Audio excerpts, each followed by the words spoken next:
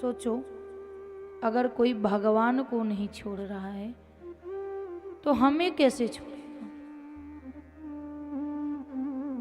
भगवान ने संकल्प लिया कि नहीं, मैं तब द्वारिका वापस आऊंगा जब तक सिमंतक मणि का उस प्रसेन का पता न चला लूं कि वो गया कहाँ, मणि कहाँ गई। भगवान ढूंढने लगते हैं प्रसेन को कि कहाँ गया। ढूंढते ढूंढते एक घोर जंगल में जाते हैं, जहां उन्होंने देखा कि एक बालिका उस मणि से खेल रही है। भगवान ने कहा, ये तो वही मणि है जो सत्राजित के गले में था। वो कहती हैं, सत्राजित, ये तो वही मणि है कि सत्राजित के गले में था। पूछते हैं कि ये बालिका, ये मणि कहाँ से आया तेरे पास। बालिका कहती है कि देखिए, ये मेरे पिताजी ने मुझे लाके दिया।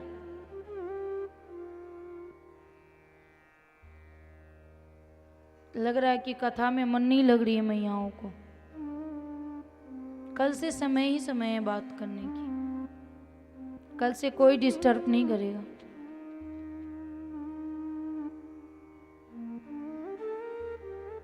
कहते हैं कि ये मणि कहाँ से आया तेरे पास। कहते हैं, भगवान, जो मेरे पिताजी ने मुझे ला करके दिया है। तो कहा, ये मणि मुझे दे दो। कहते नहीं, मेरे पिताजी आएंगे तो आप मेरे पिताजी से ले लेना। उसने नहीं दिया। तभी आते हैं जामवंत जी। जामवंत जी आते हैं तो कहते कि ये मणि आपको कहाँ से मिला। तब जामवंत जी कहते हैं कि एक सिंह की गुफा से मैं ये मणि प्राप्त हुई। वहाँ एक लाश पड़ी थी और ये मणि वहीं मिली मुझे, तो मैंने अपनी पुत्री को दिया है। तो भगवान कहते हैं कि ये मुझे मणि दे दीजिए, क्योंकि ये मणि सत्राजित का है। कहते कोई बात नहीं, आप ले जा सकते हैं मणि, लेकिन मणि ले जाने से पहले हमसे युद्ध करना पड़ेगा। भगवान ने कहा, मंजूर है, क्योंकि जब रामा अवतार में भगवान आए थे ना, तो जामवंत जी से कोई लड़ाई नहीं हुई थी। तो वो बहुत दुखी हुए थे कि आपने मेरे से युद्ध नहीं किया। तो भगवान ने कहा, जब मैं कृष्णा अवतार में आऊंगा तो आपसे युद्ध करूंगा। जामवंत जी से 21 दिन तक युद्ध चलती है और भगवान विजय होते हैं।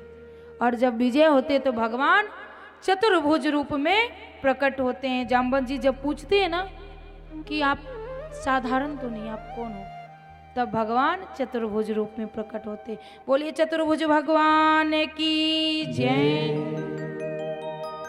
तब उन्हें याद आती है कि पूर्व जन्म में इन्होंने वादा किया था। तो मणि तो दे दिया। कहा, मणि तो आपकी ही हुई, लेकिन एक इच्छा है कि ये मणि दहेज के रूप में ले लो और मेरी पुत्री जामवंती से आप विवाह कर लो। एक बात ध्यान करना, नोटिस करना कि भगवान ने अपनी इच्छा से कितने विवाह किए। भगवान ने अपनी सर की लगी हुई कलंक मिटाने के लिए जामवंती से विवाह किए और जामवंती को लेकर के ही सत्राजित के पास पहुंचे कि तूने मुझे लांछन लगाया था ना, तो देख, ये मैं जामवंती को लेकर के आई हूं। ये प्रूफ है मेरे पास कि मैंने समंतक मणि नहीं लिया और ना ही मैंने तुम्हारे भाई को मारा। ले तू अपना मणि।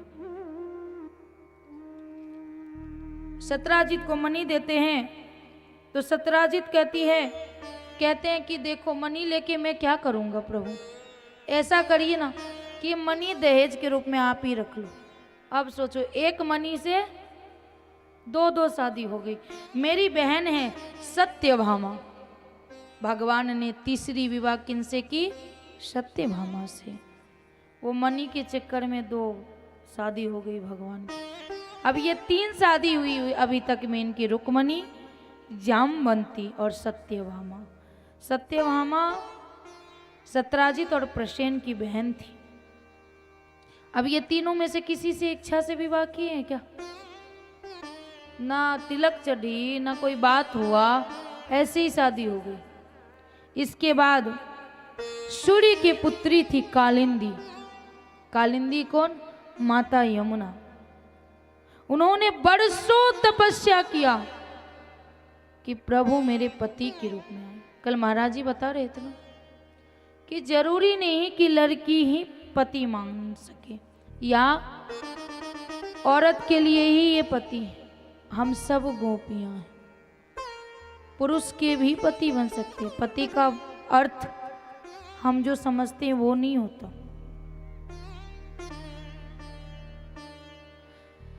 कालिंदी बरसों तपस्या की कि प्रभु मेरे पति के रूप में प्राप्त हो। एक दिन वो तपस्या कर रही थी, भगवान कृष्ण और अर्जुन साथ में जा रहे थे। घोर तपस्या देख करके अर्जुन ने पूछा कि देखिए इतनी बाल्यावस्था में लड़की तपस्या कर रही है, बालिका तपस्या कर रही है। भगवान ने कहा पूछो तो सही, कर क्यों रही है? पूछा जब तो कहती है कि मुझे कृष्ण पति के रूप में मुझे चाहिए, द्वारिकाधीश से हमें विवाह करना है, इसके लिए मैं तपस्या कर। अर्जुन कहते हैं यही है द्वारिकाधीश, जंगल में ही मंगल कर डालो। उसी समय कालिंदी से विवाह हो जाती है उनकी। तो कितनी विवाह हुई उनकी? 4 विवाह हो गई। राजा बिंद और अनुबिंद की बहन थी मित्रविंदा। मित्रविंदा से उन्होंने 5वां विवाह किया। कौशल देश के राजा थे नग्नजीत। नग्नजीत की पुत्री थी सत्या। सत्या से उन्होंने 6ठा विवाह किया। केकई देश में भगवान श्री कृष्ण की बुआ रहती थी, जिसकी वो श्रुति कृति नाम थी उनकी बुआ की। उनकी पुत्री थी भद्रा। भद्रा से उन्होंने 7वां विवाह किया। 8वां विवाह उन्होंने लक्ष्मणा से की। मध्य प्रदेश के राजा की पुत्री थी लक्ष्मणा। लक्ष्मणा से विवाह उन्होंने 8वां विवाह किया। अब मन में होगा कि 16,100 कहाँ से आ गए? माता पृथ्वी के पुत्र थे भौमासुर। भौमासुर ने सोचा कि कृष्ण ने इतने गोपियां घुमाए तो 2 4 10 हम भी घुमावे, क्योंकि हमारे भी मन में होता है, आजकल के लड़कों में भी होता है। एक कॉल पे बताते हैं, देखते हैं, कभी कभी हम भी मोबाइल तो देखते हैं। सबसे भोजन के लिए 3 4 मोबाइल पड़ी रहती है, सबको एक साथ बात करते हैं। वो उसके मन में भी यही होता है कि भगवान ने इतना किया तो हम भी 2 4 घुमा लेते हैं। तो यही सोचा भौमासुर ने। जितनी सुंदर सुंदर स्त्रियां मिलती थी ना, सबको कैद कर लेता था। जितनी युवती मिलती थी सबको पकड़ के अपने जेल खाने में डाल देता था कि हम भी महाराज करेंगे। ऐसे करते करते उसने 16,100 को कैद कर लिया। जैसे ही 16,100 कैद हुई, भगवान की एक दिन ध्यान खुली। भगवान ने भौमासुर पे आक्रमण कर दिया और भौमासुर को उद्धार करके उस 16,100 युवतियों को उद्धार किया, उस जेल खाने से बाहर निकाला। जैसे ही वो बाहर आई तो भगवान ने कहा कि सब अपने अपने घर जाओ। लड़की जितनी कन्याएं थी, कन्याओं ने कहा कि देखिए प्रभु, जाने को तो हम चले जाए अपने अपने घर, लेकिन ना तो मेरे माता पिता मुझे स्वीकार करेंगे और ना ही कोई अच्छा सा वर हमें चयन करेंगे। तो मेरे पास 2 ही चारा है, या तो हम वेश्या बन जाएं या फिर आत्महत्या कर ले। भगवान कहते हैं दोनों ही गलत है। इसके लिए भगवान ने सारी कन्याओं ने कहा कि या तो फिर आप मुझे स्वीकार कर ले प्रभु। फिर भगवान ने एक ही मुहूर्त में 16,100 कन्याओं से एक ही क्षण में, एक ही मुहूर्त में विवाह किया। तो कितनी पत्नियां हो गई? 16,108। आइए एक विवाह का गीत सुनते हैं, इसके बाद कथा की ओर चलेंगे।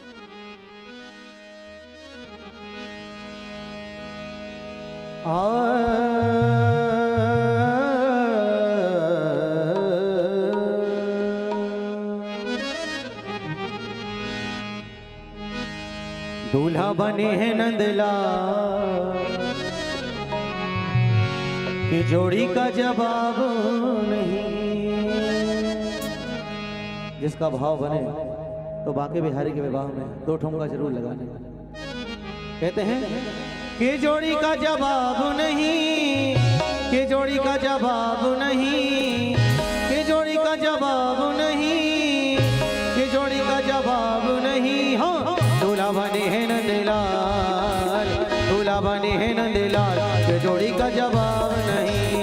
दूल्हा बने हैं नंदलाल के जोड़ी का जवाब नहीं, कि जोड़ी का जवाब नहीं, कि जोड़ी का जवाब नहीं, कि जोड़ी का जवाब नहीं, कि जोड़ी का जवाब नहीं। दूल्हा बने हैं नंदलाल के जोड़ी का जवाब नहीं। दूल्हा बने हैं नंदलाल के जोड़ी का जवाब। दोनों हाथ ऊपर करके बोलेंगे जय हो। बोला दुल्हा सरकार की।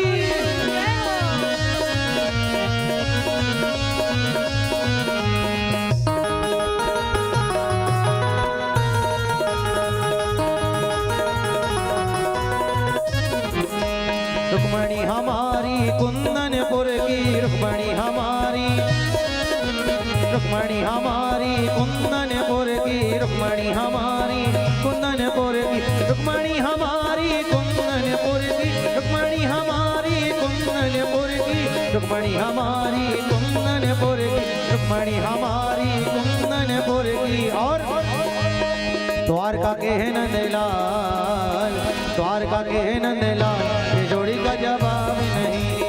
द्वारका के है नंदलाल के जोड़ी का जवाब नहीं।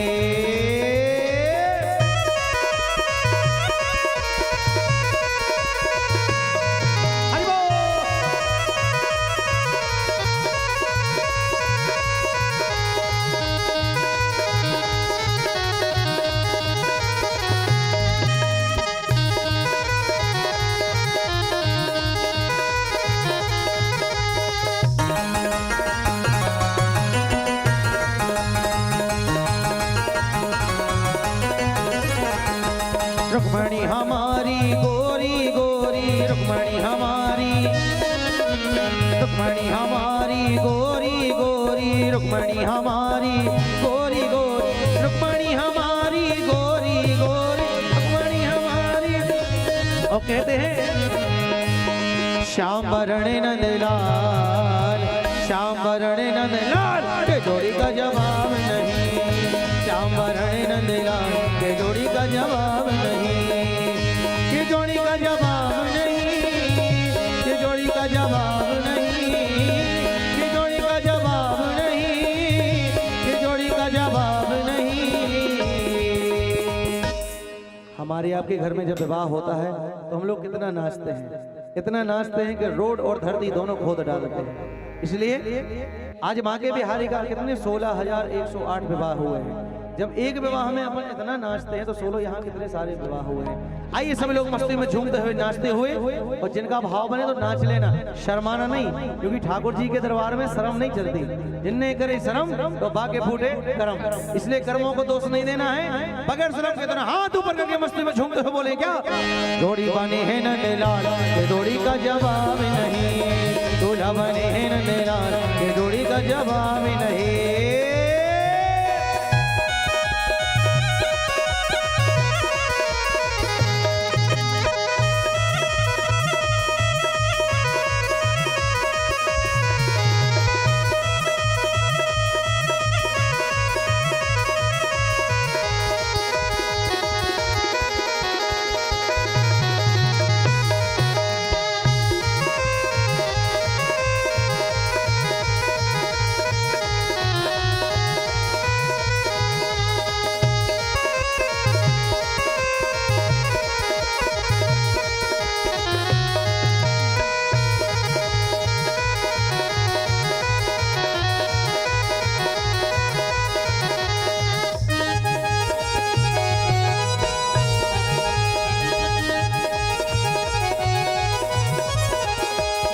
रुक्मणी ओढ़े लाल चुनरिया, रुक्मणी ओढ़े लाल चुनरिया, रुक्मणी ओढ़े लाल चुनरिया, रुक्मणी ओढ़े लाल चुनरिया, रुक्मणी ओढ़े लाल चुनरिया, रुक्मणी ओढ़े लाल चुनरिया। और पीतांबर घनश्याम, पीतांबर घनश्याम के जोड़ी का जवाब नहीं, पीतांबर घनश्याम के जोड़ी का जवाब नहीं। इसलिए कहते हैं ऐसी जोड़ी देख के किसका दिल दीवाना नहीं होता है। तो बड़ा भक्त बड़े प्यारे भाव से कहते हैं क्या, दिल दीवाना हो गया मेरा, दिल दीवाना हो गया, दिल दीवाना हो गया मेरा, दिल दीवाना हो गया। सांवरी सूरत पे मोहन मैं दीवाना हो गया, सांवरी सूरत पे मोहन मैं दीवाना हो गया। मैं दीवाना दिल दीवाना, दिल दीवाना मैं दीवाना, मैं दीवाना दिल दीवाना, दिल दीवाना मैं दीवाना। सांवरी सूरत पे मोहन मैं दीवाना हो गया, सांवरी सूरत पे मोहन मैं दीवाना हो गया।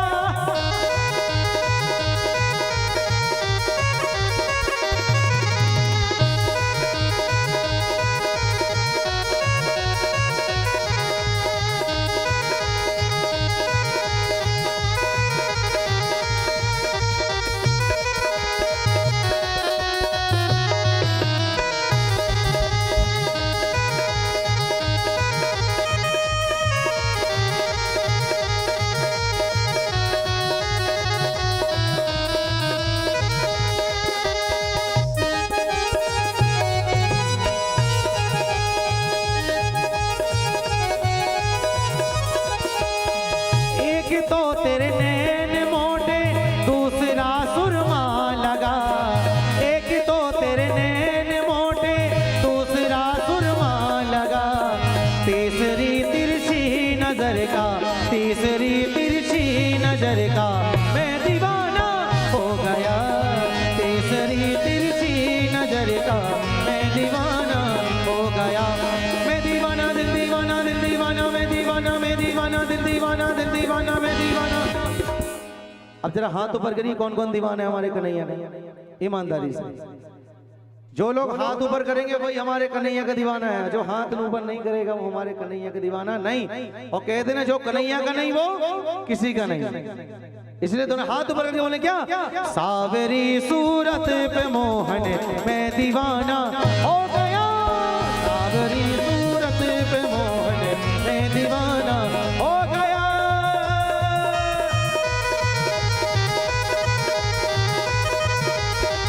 हरि बोल।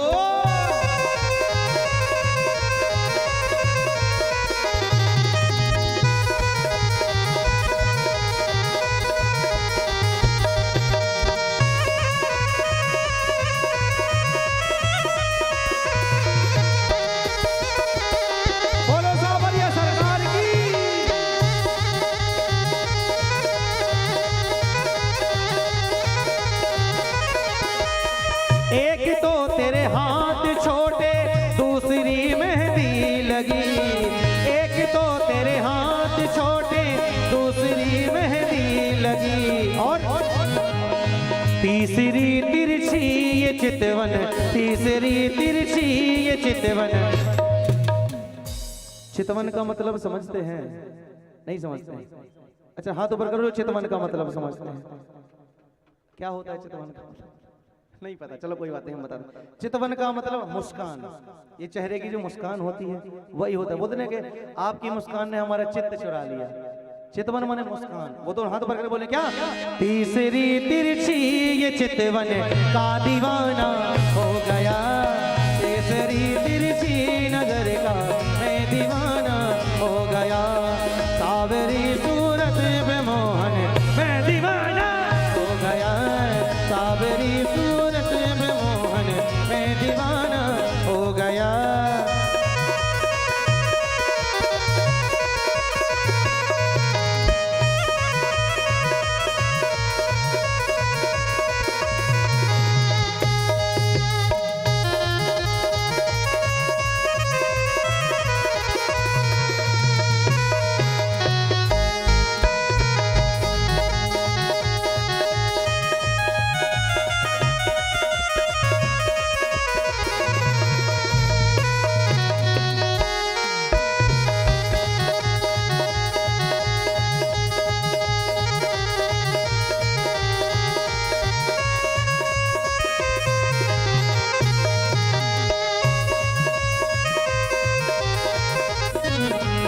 कहते हैं एक तो तेरे पाँव छोटे दूसरा महावर लगा, एक तो तेरे पाँव छोटे दूसरा महावर लगा, तीसरी पायल जो बाजी, तीसरी पायल जो बाजी मैं दीवाना हो गया, तीसरी पायल जो बाजी मैं दीवाना हो गया।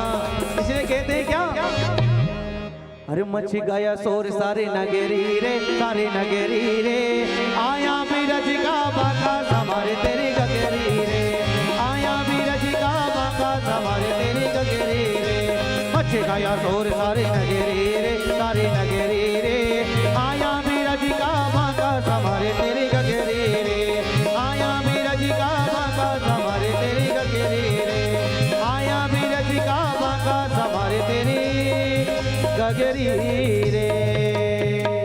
बोलो दुल्हा सरकार की, दुल्हन सरकार की, बाके बिहारी लाल की। सब अपने अपने स्थान पे बैठ जाइए, एकाग्र हो जाइए।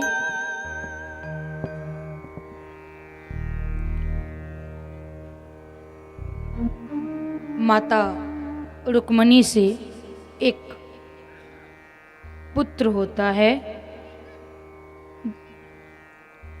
जिसमें शंभकासुर नामक जो दैत्य था उसे श्राप था कि कृष्ण का जो प्रथम पुत्र होगा उससे तेरी मृत्यु होगी। शंभकासुर को जैसे ही पता चला कि माता रुक्मणी ने एक बालक को जन्म दिया है, बस उसने गर्भगृह से ही उस बालक को उठाकर समुद्र में फेंक दिया। जैसे ही समुद्र में फेंका, एक मछली निगल गई उस बालक को।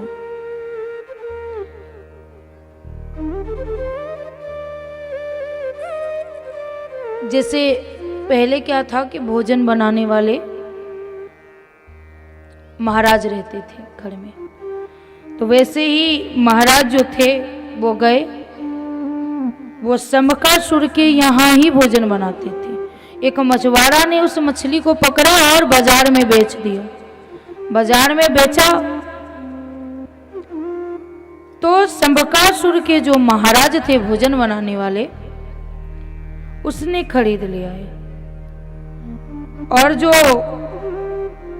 दासी थी वो बना रही थी, उसे लगा कि इसका पेट कुछ बड़ा है मछली का। उसने धीरे से काटा और जैसे ही काटा उसमें से एक बालक निकला।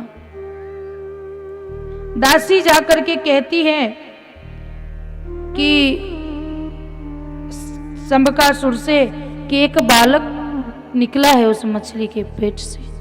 कहा कोई बात नहीं, तू रख ले, तू पाल लेना, मुझे जरूरत नहीं है रखने की। दासी ने पालना चालू कर दिया उस बालक को।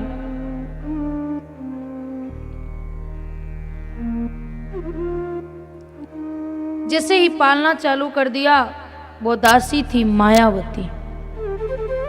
मायावती पाल रही है जैसे बालक को पालते हैं वैसे। एक दिन नारद जी से रहा नहीं गया। नारद जी आए और पूर्व जन्म की सारी बात बताई। किससे? मायावती से। मायावती से कहा कि ये जो बालक है ये तेरा ही पति कामदेव है और ये तू उनकी पत्नी रति है। कामदेव की पत्नी कौन है? रति। बात उस समय की है जब माता सती अपना शरीर को भस्म कर चुकी थी। उस समय जो बाबा समाधि में बैठे थे, तब हिमालय की पुत्री पार्वती से विवाह करने के लिए जो मनाने गए देवतागण, तो कहा कि ऐसे नहीं मानेंगे तो कामदेव, काम वासना समझते हैं, वो वासना का काम करते हैं कामदेव। कामदेव के पास 5 तीर है जो अगर किसी पे चल जाए, अब तो सब पे है, पहले चलाते थे कामदेव। तो कामदेव जी ने शिव जी को मनाने के लिए ब्रह्मा जी के आदेश पर वो 5 बाण चला दी। जैसे शिव जी का नयन खुला और कामदेव जी भस्म हो गए। कामदेव जी भस्म हुए तो माता रति रोने लगती है कि ये आपने क्या कर दिया, मैं बिना पति को कैसे रह सकती। सभी अपने पति के साथ कितने खुश रहते, मैं कैसे जीऊंगी इनके बिना। अब तो भस्म हो चुके थे। तब भगवान शिव ने उन्हें वरदान दिया था कि कृष्ण का पुत्र बन के ये आएगी। तो वही है कौन? प्रद्युम्न जी। जैसे ही बता दिया कि प्रद्युम्न जो है ये कोई बालक नहीं, तेरा ही पति कामदेव है और तू रति है। उस दिन के बाद जो पालने लगी, तो जैसे पति का सेवा करते हैं ना, वैसे करने लगी। जब बालक बड़ा हुआ तो एक दिन उस मायावती से पूछा कि माँ, आप जिस प्रकार से सेवन कर रहे हो मेरे, वो तो एक माँ नहीं कर सकती। बताइए बात क्या है। तब माता रति सारी बात बताती है मायावती कि मैं रति और आप कामदेव जी हैं। और तब संबकासुर के सारे पाप बताते हैं, उसकाते हैं अपनी भाषा में। किसी को बताना या फिर आकर्षित करना उसकाना कहते हैं उसे। उसकाते हैं कि संबकासुर बहुत ही बुरा इंसान है, उसे नहीं छोड़ना। ऐसे कर कर के माता मायावती ने उन्हें तैयार किया। इसके बाद प्रद्युम्न जी ने उस संबकासुर का वध कर दिया। इसके बाद एक दिन की बात है,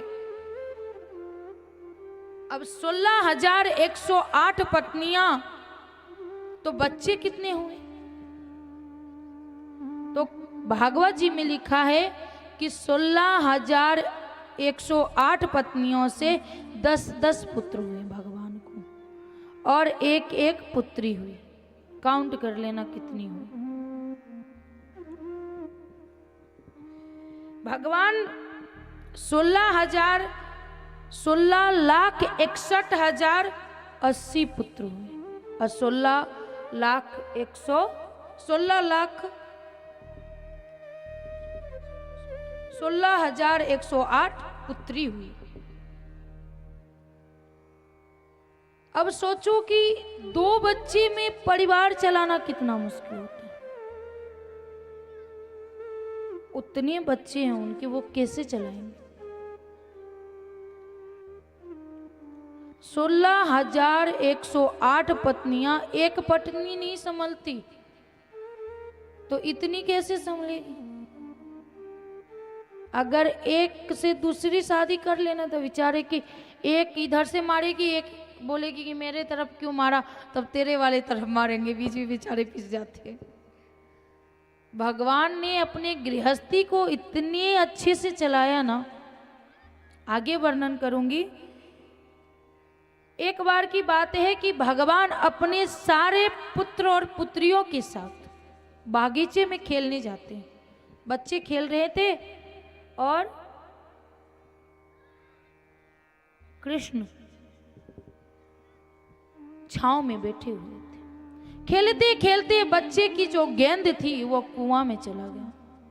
बच्चे गए कुआं में देखने के लिए, तो देखा एक विशाल छिपकली है, विशाल गिरगिट। बुलाया, अगर कुछ बिल्ली देख ली तो बच्चे ऐसे चिल्लाने लगते कि पता नहीं क्या ही देख ली।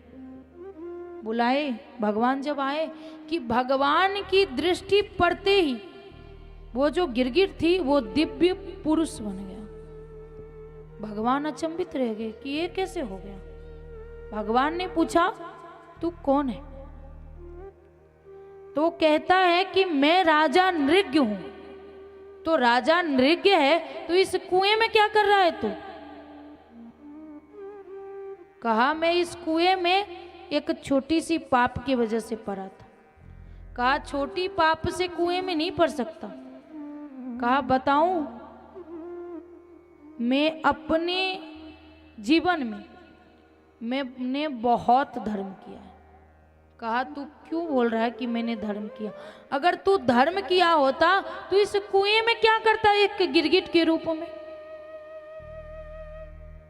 कहता है सुनिए तो सही, मैंने बताइए तो कितनों ने गाय दान की, वो भी सोने की तार से सिंग पे मिरवा करके मैंने गाय दान की।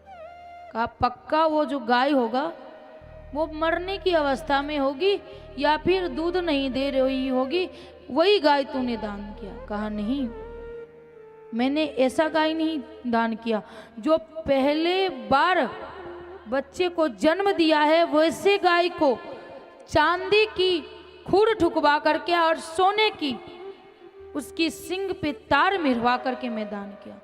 तब भगवान कहते हैं कि पक्का तू चोरी के पैसे से दान किया होगा? कहा नहीं, वो भी नहीं किया। कहा जब तूने चोरी के पैसे से दान नहीं किया, सड़े हुए गाय दान नहीं की, तो ऐसी दशा कैसे हो गई? कहते प्रभु एक उस समय की बात है कि जब रोज की तरह मैं गाय दान कर रहा था तो मैंने गाय दान किया। रास्ते में लड़ाई फंस गई। अब लड़ाई किस लिए फंस गई? एक ब्राह्मण देवता का गाय जो कल मैंने दान किया वो खुल करके मेरे गौशाले में आ गया और वही गाय पुनः मैंने एक दूसरे ब्राह्मण को दान कर दिया। वो बेचारा अपना गाय लेके जा रहा था, तो जिसका प्रथम दिन गाय दान किए थे वो तो उस पे चढ़ गया, बोला कि मेरा गाय तूने चुरा लिया।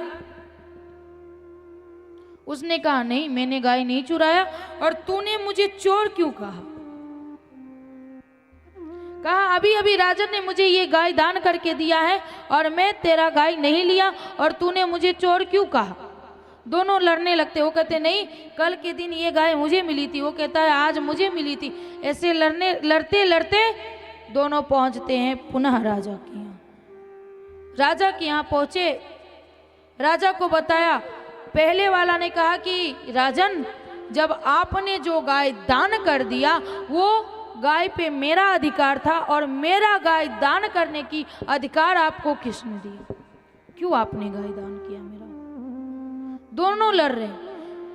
फिर राजन ने कहा कि देखो ये गाय तो मैंने इसे दान किया, इसके बदले तू 108 गाय ले ले। पहले वाला ने कहा नहीं, मुझे तो वही गाय चाहिए। तो दूसरे वाले को बोला कि तू दूसरी गाय ले ले, मन हो तो 108 गाय ले ले, लेकिन दे दे उसकी गाय। दूसरे वाला भी कहा नहीं, हम वो गाय नहीं लेंगे। दोनों ने लड़ाई करते करते गाय को वहीं छोड़ के चले आए। और दान किया हुआ वस्तु छूना नहीं चाहिए। हमारे यहाँ चलती है कि हम कन्या दान करते हैं, तो कन्या दान करते हैं तो दान किया हुआ हम कुछ नहीं खाते। हमारे यहाँ पानी वानी नहीं पीते, भोजन वोजन मतलब नहीं पिताजी करते। तो हमें बताया जाए कि बेटी एक वस्तु तो नहीं जिसे आपने दान कर दिया। बेटी तो वस्तु तो नहीं है ना जिसे आपने दान किया है या किसी के यहाँ सौंप दिया है। बेटी वस्तु नहीं है, कन्यादान कहा जाता है, लेकिन हम उसे वस्तु समझ बेचते हैं और हम उसके यहाँ के पानी वानी नहीं पीते। हमारे इधर माँ नहीं आती, हमारे ससुराल में कुछ भी हो जाए माँ नहीं आएगी ससुराल में। पिताजी आते हैं लेकिन बिना भोजन किए जाते हैं। कहते हैं कि बेटी के धन लेने से धन नाश हो जाती, और सच्ची में शास्त्र में ऐसा है कि बेटी का धन नहीं लेना चाहिए। लेकिन एक और बात है, जितनी अधिकार बेटे की है उतनी ही अधिकार उस बेटी का भी है अपने माता पिता पे। अगर उसके अंदर सक्षमता है तो अपने माता पिता को वो मदद कर सकती है, उसमें कोई पाप नहीं। लेकिन लड़के वाले ये सोचते हैं कि मायके से ला करके हमें दे, लेकिन अपने मायके वाले को कुछ मत दे। चिढ़ जाती है, ऐसे जैसे लगता है कि पता नहीं कौन सी मातम उस सासू माँ को चढ़ गई। अगर बस चले तो गला घोट के उसी समय मार दे। अगर एक पैकेट चॉकलेट का भेज दो ना मायके, तब तो पूरी गांव घूम घूम के बोलेगी कि मेरे ही बेटे की वजह से घर चलता है उसका। तो इतनी नालायक होती हैं वो लोग। कहते हैं ना कि अपनी खाई खुद ही खोंद लेती है और बुढ़ापा आने पे खुद ही गिर जाती है। बाद में इतना सताती है ना शुरुआत में कि सच्ची बताऊं कि बात करना तो दूर, शक्ल देखने की इच्छा नहीं होती उसकी कि शक्ल तक देखूं। लेकिन मजबूरी ये है कि जिससे मैं प्रेम करती हूँ उसे जनाने वाली वही है। 9 महीना गोद में रखा है, इसके लिए हम करते हैं। गलत मत लेना, सब नहीं होती, लेकिन कछु होती, कुछ की आदत होती है, ऐसे सताती हैं वो। हम तो माँ मान लेते हैं, लेकिन वो हमें कभी पुत्री नहीं मानती। इसीलिए मैं एक बात बोलती हूँ कि सास कभी माँ नहीं बन सकती। सच्ची है ये बात। माँ तो माँ है। अपनी बात बताऊं तो मैं अपनी माँ को कभी कुछ नहीं बताती। बीमार रहती हूँ तो हंस के बात करती हूँ, लेकिन उसे भान पड़ जाता है कि मैं बीमार हूँ। आवाज से पता चल जाती है उसको कि मैं बीमार हूँ। माँ ये होती है। और सास देखती है तो भी नहीं समझ पाती। वो तो यही बोलती है, अपने जमाने में मैंने तो होने के समय में जब वो हुआ था ना छोरा, तभी मैंने गोबर से आंगन को लिपा था। ये बोलती है। आपके जमाने अलग थे और हमारे जमाने अलग है। उस समय बिना खाद की भोजन बनती थी, अन्न उपजती थी। अब खाद वाली भोजन खाते हैं हम लोग। ऐसे ही बोलते, अपने जमाने में तो मैंने हॉस्पिटल देखा ही नहीं और तू लोग तो हॉस्पिटल ही जाती। हम तो नॉर्मल ही घर में, आज तक शक्ल नहीं देखा डॉक्टर को। आपका जमाना अलग था। लेकिन माँ जो होती है ना, वो मुख देखती है कि कहीं कोई पीड़ा में तो नहीं है मेरी बेटी, कोई कष्ट में तो नहीं है बेटी। लेकिन सास नहीं देखती। सच्ची बताती हूँ, मैं शादीशुदा हूँ, मुझे समझ है। और मेरी सासू माँ अच्छी है, बहुत अच्छी है, लेकिन माँ जैसी नहीं है और माँ जैसी हो भी नहीं सकती। बुरा मत मानिएगा सासू माँ आप लोग जी, जो सत्य है वो सत्य है। पता नहीं, मैं तो भूल भी गई कि थी कहाँ मैं।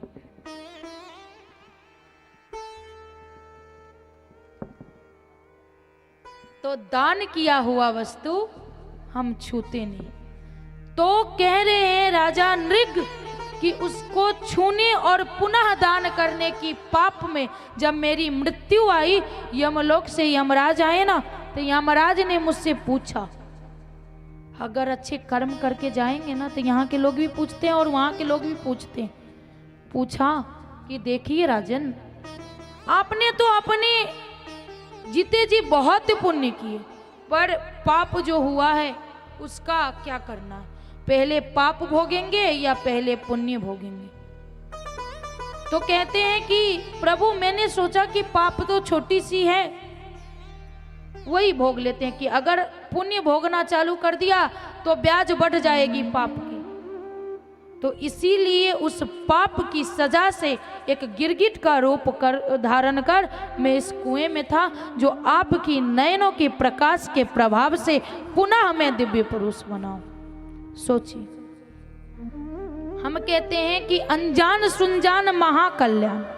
अनजाने में गलती हो गई, कोई बात नहीं।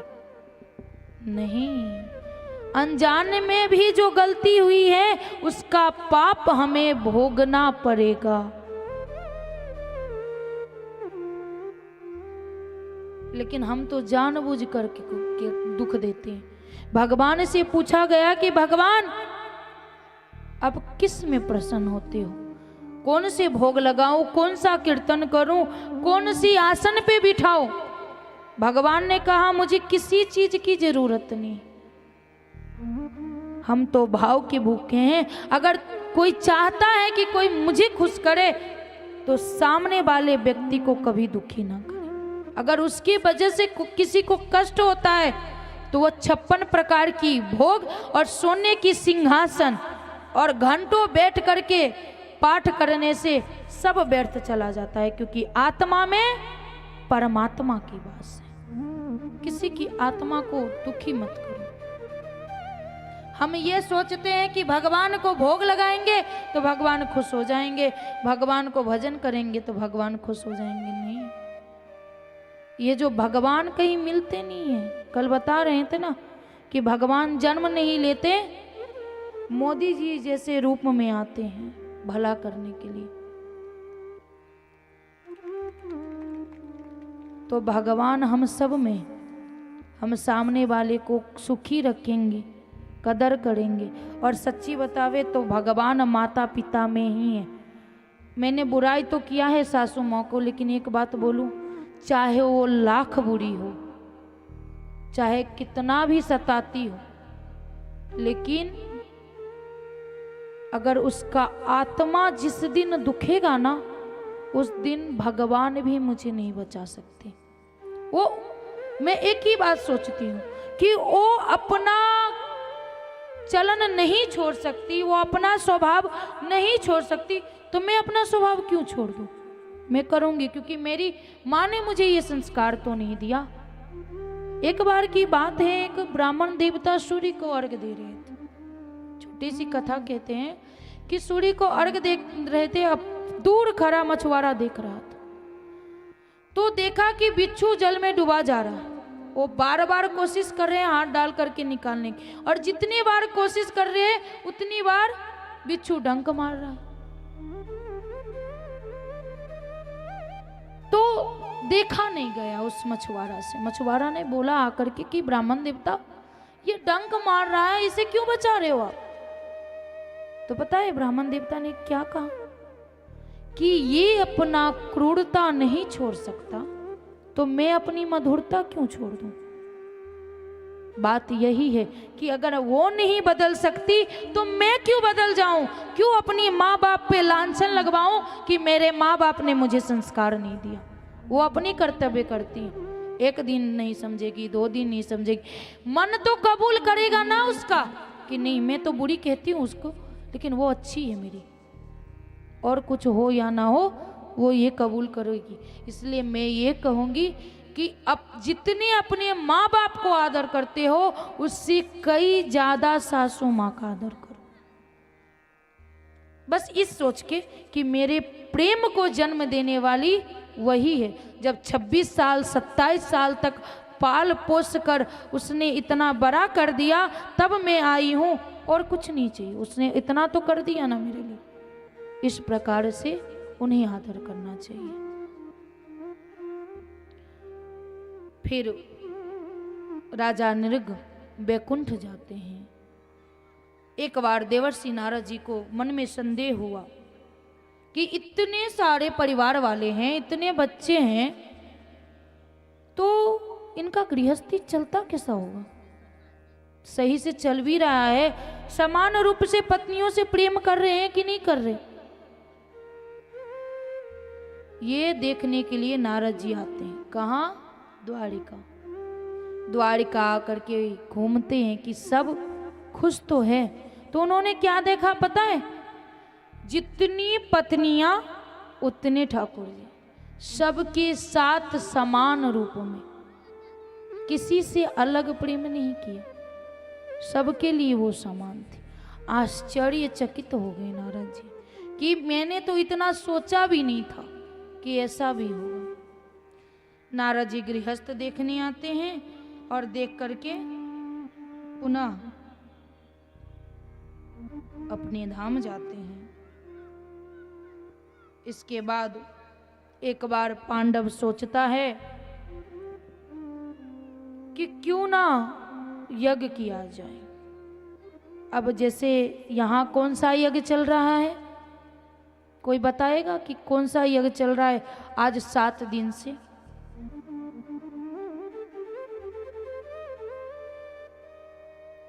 नहीं मालूम? ज्ञान महायज्ञ चल रहा है। तो ज्ञान महायज्ञ के लिए इतनी धन एकत्रित करनी पड़ रही है। सभी कुछ ना कुछ मदद कर रहे हैं, कोई शरीर से, कोई धन से, कोई जिसके पास जो सामर्थ्य होता है उससे कर रहे हैं। पांडवों ने राजसूय यज्ञ का आयोजन करने को सोचा, तब उसमें धन लगेगी। जैसे अभी जानी दादाजी जगह जगह जाकर के एकत्रित कर रहे हैं पैसे, उसी प्रकार पांडवों ने सोचा कि हाँ, हमें भी एकत्रित करना पड़ेगा, क्योंकि उतनी धन तो थे नहीं उनके पास। एकत्रित करने के लिए सब चारों दिशा में छिर जाते हैं, चले जाते हैं। भगवान कृष्ण, अर्जुन और भीम कहाँ जाते हैं? जरासंध के यहाँ। क्यों जाते हैं? क्योंकि पता है कि जरासंध ने बहुत से राजाओं को कैद करके रखा है। सोचा कि जाएंगे, भिक्षा मांगेंगे और उसी बहाने युद्ध करके आएंगे। जरासंध के गए जब वहां ब्राह्मण का वेश बना करके। ब्राह्मण कौन है?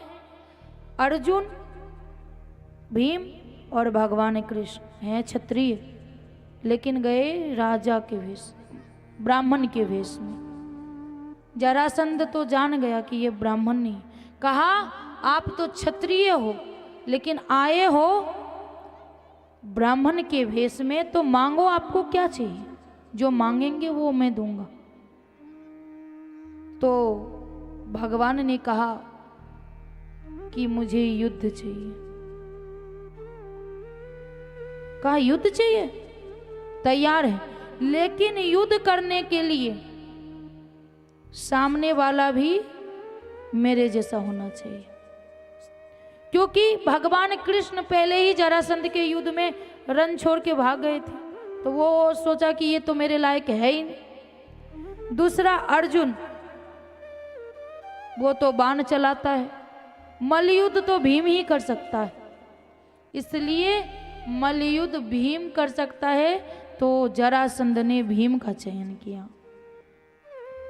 भीम के साथ मल्लयुद्ध शुरुआत हुई, स्टार्ट हुई।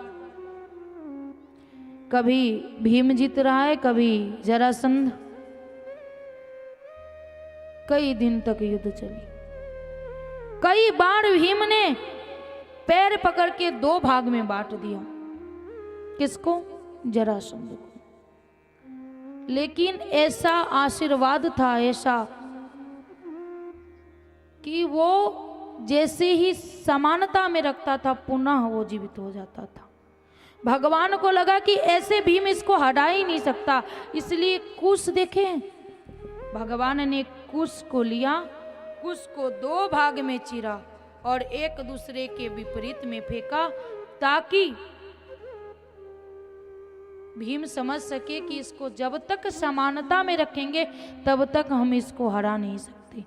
भीम ने पुनः दो भाग में चीर दिया और चीर करके दोनों को विपरीत रूप में रखा और इस प्रकार जरासंध का वध कर दिया। इसके बाद जितने धन दौलत, जितनी राज्य थी, वो लेकर के पुनः इंद्रप्रस्थ लौट आए। युद्ध का अब यज्ञ का आयोजन किया गया। इसमें सबको बुलाया गया था। बुलाना भी चाहिए। अगर हम छोटे से सत्यनारायण भगवान की कथा भी करते हैं ना, तो अड़ोस पड़ोस वाले को बुला लेनी चाहिए। इससे वो जो कथा सुनेंगी ना, उसकी दशांश पुण्य हमारे खाते में आने वाले। सबको बुलाया गया। इसमें शिशुपाल भी आया था। तो अब सोचा गया कि अग्र पूजा किसको की जाएगी? तो शिशुपाल ने कहा मुझे। भगवान कुछ बोल नहीं रहे थे। शिशुपाल ने कहा मुझे किया जाएगा। सबने कहा नहीं, भगवान को किया जाएगा। कृष्ण को अगड़ी पूजा किया जाएगा। शिशुपाल ना है, क्या इसको करेगा, ये ऐसा है वैसा है, बहुत सारी बात बोलने लगा। लमसम 108 गाली दिया भगवान को। किसने? शिशुपाल ने। शिशुपाल कौन है? भगवान कृष्ण के बुआ का लड़का है। जब वो जन्म लिया था ना, तो वो रो नहीं रहा था। तो आकाशवाणी हुई कि जिसकी गोद में ये बालक रोएगा उसकी ही हाथ से इसकी मृत्यु होगी। जैसे ही बुआ को लड़का हुआ, भगवान कृष्ण मिलने आए, बालक को गोद में लिया तो बालक रोने लगा। जैसे ही रोने लगा कि बुआ ने कहा, वचन दे कृष्ण मुझे, क्योंकि तू इसे नहीं मारेगा। कहा, देख बुआ, गलती करेगा तो 100 बार मैं इसे क्षमा करूंगा, लेकिन जिस दिन 101 होगा ना, मैं इसे नहीं छोड़ूंगा। शिशुपाल ने आज सारी हदें पार कर दी। 100 गाली दिया, भगवान ने कुछ नहीं कहा उसे। लेकिन लास्ट बार उसने क्या बोला कि द्रौपदी का ये छठा पति है। भगवान को सहन नहीं हुआ, भगवान ने सुदर्शन निकाली और उसी समय शिशुपाल को उद्धार कर दिया। भगवान ने जितने को मारे हैं वो मारे नहीं, सबको उद्धार कर दिया। इसके बाद राजसूय यज्ञ स्टार्ट होती है, उसकी पूर्ति होती है। उसी में आते हैं दुर्योधन। दुर्योधन जब आता है तो इंद्रप्रस्थ को ऐसे बनाया गया रहता है कि जहां थल है वहां जल, और जहां जल है वहां थल दिखता है। द्रौपदी देख रही थी ऊंचे से। दुर्योधन ने देखा कि जल है तो जमीन था, फिर आगे गया तो उसे थल दिखा, अर्थात पृथ्वी दिखी। उसने जैसे ही पग रखा, गिर गया जल में। सीरियल में बताया जाता है कि द्रौपदी ने कहा कि अंधे का पुत्र अंधा, पर ऐसा नहीं कहती, वो हंसने लगती है। क्योंकि वो जो है ना अंधा, वो कौन था? उसका ससुर था। वो कभी नहीं कह सकती अंधे का पुत्र अंधा। ऐसा भागवत जी में नहीं वर्णित है कि ये बोली है माता द्रौपदी ने। वो मर्यादित थी, ऐसा कुछ नहीं बोली। वो तो चटनी लगा करके सीरियल वाले दिखाते हैं ताकि ज्यादा से ज्यादा पैसे आ सके। हंसने लगती है। जैसे ही हंसने लगती है,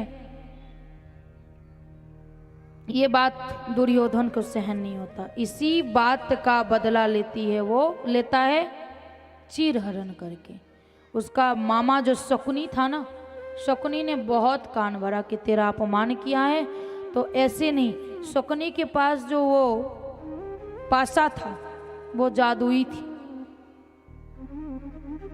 इसके लिए उसने अपनी जादुई पासा से पांडवों को हरा करके और बड़ी सभा में द्रौपदी का चीरहरण किया। और चीरहरण में भगवान जो द्रौपदी को बचाने क्यों आई थी?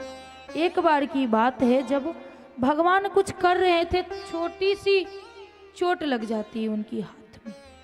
तब जब रक्त बहने लगता है ना, तो माता द्रौपदी अपनी आंचल फाड़ करके भगवान के हाथ में बांध देती है।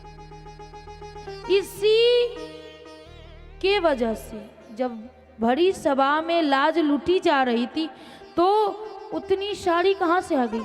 भगवान की जो आंचल का फाटा हुआ फट्टा था, भगवान ने वही खोल दिया। और इतनी सी टुकड़ी सोचो कितनी हो गई। आज भगवान को हम 1 रुपये देते हैं ना, तो कल के दिन कहीं ना कहीं से हमें 10 रुपये आती है। लेकिन हम ये नहीं समझते हैं। हमें ये लगता है कि अगर इस महीने मैंने किसी को 1100 रुपये दक्षिणा दे दिया या चंदा दे दिया, तो कम हो जाएगी। एक बात और बताऊंगी कि पूजा करा करके अगर आप दक्षिणा समय पर नहीं दोगे तो पता है एक दिन की ब्याज कितनी होती है? 2 गुनी। अगर एक दिन आप दक्षिणा रख लिए महाराज जी का तो दूसरे दिन 2 गुना देना, तीसरे दिन सोचते जाओ जितने दिन रखोगे उतनी ब्याज बढ़ेगी। अगर नहीं दिया, ये महाराज जी के लिए ही नहीं है, किसी के लिए भी है। काम करा करके अगर उसका पेमेंट सही से नहीं करोगे ना तो उसके बदले 2 गुनी लगने वाले हैं कहीं ना कहीं, और पता भी नहीं चलेगा। कहा जाता है कि अगर हम एक आना भगवान को देंगे तो भगवान हमें उससे वापस करने में 10 आना देते हैं, ब्याज समेत। इसके बाद भगवान के परम मित्र थे कौन? सुदामा जी। सुदामा जी भगवान के परम मित्र थे। और सुदामा जी पता है थे तो कहते हैं लोग कि सुदामा जी बहुत गरीब थे। बहुत क्या थे? गरीब थे। पर सच्ची बतावे उन जैसा कोई अमीर नहीं था। क्यों? कि उनके मन में सहूर था, जितनी थी उतने में वो खुश थे। और जिनके मित्र स्वयं भगवान बैकुंठ के नाथ द्वारिकाधीश भगवान श्री कृष्ण हो, वो क्या दरिद्र हो सकता है? ऐसा दरिद्र होना तो हम एक क्या 1000 जन्म ऐसे दरिद्र बनना। मैं चाहती हूं कि ऐसे दरिद्र मैं 1000 जन्म बनूं। सुदामा जी जो थे तेजस्वी यशस्वी, एक अच्छी सर्वगुण संपन्न ब्राह्मण थे। और पता है उन्होंने आजातक व्रत रखा था। कि आजातक व्रत अर्थात कि कोई उन्हें देकर जाए तो ले लेते थे, पर किसी के यहाँ मांगने नहीं जाते थे कि मुझे ये दो। और उनकी पत्नी थी सुशीला। सुशीला जैसी नाम उनकी सुशीला और काम भी वैसी सुशीला। सच्ची नाम का प्रभाव पड़ता है लोगों पे। अगर नाम जैसा रखोगे ना वो प्रभाव पड़ जाता है बच्चों पे। माता सुशीला का नाम जो सुशीला था बहुत ही सुशील स्वभाव की थी। कभी किसी भी चीज का मांग नहीं किया उन्होंने। पत्नी तो वही होती है कि पति का दुख सुख में साथ दे। पर अब नहीं है वैसी। बुरा लगेगा मैयाओं को। कई बार बताया जाता है, हमें महाराज जी हमें बताते हैं कि कहीं तू पिट जाएगी क्योंकि तू कठोर बोलती है। पर मैं कठोर बोलती हूँ लेकिन सत्य बोलती हूँ। इसलिए कठोर बोलती हूँ और कोई भी बात परिवार से जोड़ के इसलिए बोलती हूँ क्योंकि मैं गृहस्थ से हूँ। मेरी गुड़िया है, मैं शादीशुदा हूँ, मेरे सास ससुर हैं, मेरे माँ बाप हैं, तो मैं गृहस्थ से हूँ। तो मैं अच्छी तरह से जानती हूँ कि गृहस्थ क्या है।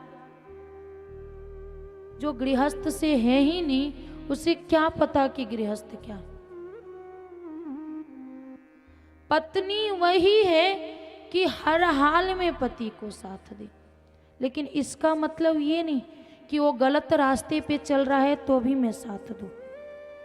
मैंने बताया था आगे की कथा में कि पत्नी वो है कि पतन मार्ग से पति को जाने से रोके। कोशिश करो, सुधरने वाला तो नहीं होते वो लोग, सुधरते कम ही हैं, लेकिन हम अपना कोशिश नहीं छोड़ेंगे। पर हम लोग कहाँ उलझ जाते हैं? साड़ी, कपड़े, गहने, भोजन, घूमने फिरने में उलझ जाते हैं और वो अलग ही रास्ते में चले जाते हैं। पर पहले ऐसा नहीं था। माता सुशीला कभी सुदामा जी से किसी प्रकार की मांग नहीं करती थी। अगर वो भूखे रहते थे तो वो भूखी रहती थी, वो खाते थे इसके बाद खाती थी। और होना भी यही चाहिए कि पत्नी पति के बाद ही भोजन करे। अब तो साथ में भोजन करते हैं और कहते हैं कि प्रेम बढ़ता है। और आज इतनी डिवोर्स क्यों हो रही है? बस थाली में साथ में खाने की वजह से। हमारे दादा परदादा, हमारी दादी पागल थी क्या कि साथ में भोजन नहीं करती थी? जूठा नहीं खिलाती थी अपनी पति को, काम नहीं करवाती थी। हमें पाप चढ़ता है जब वो भोजन बना करके हमें खिलावे। पर अब वो ना बनावे तो ना तो वो खावे ना तो हम खावे, भूखे रह जाए। इसलिए बेचारा बना लेता है कभी कभी। और हम वो तो रहते हैं बाहर ही, हम पहले खा लेते हैं। पर पति के खाने के बाद अगर हम खाते हैं ना तो वो प्रसाद है। क्योंकि हमारे लिए चारों धाम, सारे तीर्थ, सब कुछ भूखे रह जाए स्वामी। पर बच्चे तो आज 15 दिन से कुछ खाया पिया नहीं। आप कहती हो कि आपका परम मित्र हैं द्वारिकाधीश भगवान कृष्ण, क्यों नहीं जाते हो मिलने? सुदामा जी क्रोधित हो जाते हैं कि तू क्या चाहती है कि मैं अपने मित्र के पास जाकर के मांगू? तो यही चाहती है ना? या फिर ये चाहती है कि मैंने जो अजातक व्रत रखा है वो तोड़ दूं? माता कहती नहीं, मैंने तो ऐसा कुछ कहा नहीं, बस मैंने तो पूछा। कुछ नहीं कहा। मैया पुनः वापस आकर के बच्चों के पास बैठ जाती है।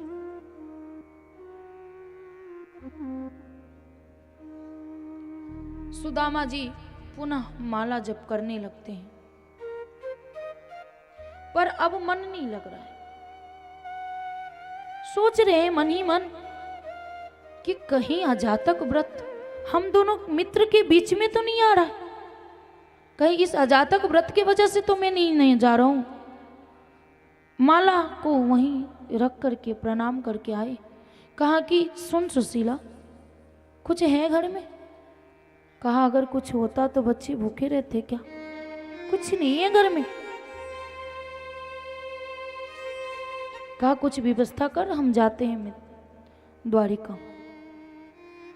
आज प्रथम दिन मैया मांगने के लिए गई 4 घर जा करके 4 ढंग की चावल लेके आई, लेकिन अपने लिए कभी नहीं मांगा उन्होंने। अब कुछ था ही नहीं जिसमें वो चावल दे, इसलिए मैया ने अपनी आंचल को फाड़ करके उसमें चावल डाल करके दिया। सुदामा जी कहा ध्यान रखना अपने और बच्चों का, मैं वापस आ जाऊं। सुदामा जी चले गए। मैया जाकर के अपनी इष्ट के पास रोने लगती है कि प्रभु उनकी रक्षा करना, मेरी सुहाग का रक्षा करना। अब तो ये अवस्था नहीं है उनकी जाने की, आप ही उनका रक्षा कर सकते हो। एक तो सुदामा जी 15-20 दिन के भूखे, दूसरे उम्र बहुत ही हो चुकी थी, चल नहीं पा रहे थे, जैसे तैसे चल रहे थे, कभी गिर रहे थे, कभी उठ रहे थे, कभी चल रहे थे, कभी कांटे चुभ रही थी। जैसे तैसे नदी के तट पर पहुंचे। नदी के तट पर पहुंचे तो नदी की जो पानी थी बहुत बढ़ी हुई थी। सोचा कुछ क्षण बैठता हूं, जब इसकी धारा कम होगी तब मैं निकल जाऊंगा। तो उसी समय सभी लोग नाव से पार कर रहे थे। नाव चलाने वाला ने बोला कि आप भी चलिए। सुदामा जी कहते हैं कि मेरे पास तो कुछ भी नहीं है, पैसे है ही नहीं जो मैं तुझे दूं, ना धन है ना पैसे हैं, ना कुछ अनाज वनाज है जो मैं तुझे दूं, इसलिए तू जा, मैं चला जाऊंगा थोड़ी देर बाद, जब पानी कम हो जाएगी तो मैं चला जाऊंगा। कहते इतने लोग जा ही रहे, चलो साथ में आप भी। कहा देख मेरे पास है नहीं कुछ। कहा कोई बात नहीं ब्राह्मण देवता, आप चलिए। बिठा लिया। फटी हुई धोती, न पगड़ी न कुछ। पूछा कि आप जा कहाँ रहे हो? कहा कि वो द्वारिका जा रहा हूँ। वो जो द्वारिकाधीश कृष्ण है ना, वो मेरा परम मित्र है। कहते हैं कि सुबह सुबह ब्राह्मण देवता मैं ही मिला हूं क्या, मजाक उड़ाने के लिए? मुझसे मजाक कर रहे हो आप? अपनी हालत नहीं देखते? वो कहाँ, द्वारिकाधीश कृष्ण भगवान है और आप अपनी हालत देखो। कहा कि मेरा जो मित्र है ना, वो कभी ना तो वस्त्र देखा और ना ही हालात देखा। और सत्य यही है, मैंने बार बार बोला है कि दुनिया वाले आपके शरीर पे उंगली उठाएगी, आपके दिनचर्या पे उंगली उठाएगी, आपके वस्त्र पे उंगली उठाएगी, आपके स्वरूप पे उंगली उठाएगी, लेकिन एक ठाकुर ही है जो हर हाल में मंजूर करेंगे। दुनिया वाले बोलेंगे तेरे में ये कमी है, तेरे में वो कमी है, तेरे में वो कमी है। जिस दिन ये सब कम हो जाएगा ना, उस दिन मैं तुझे अपना लूंगा।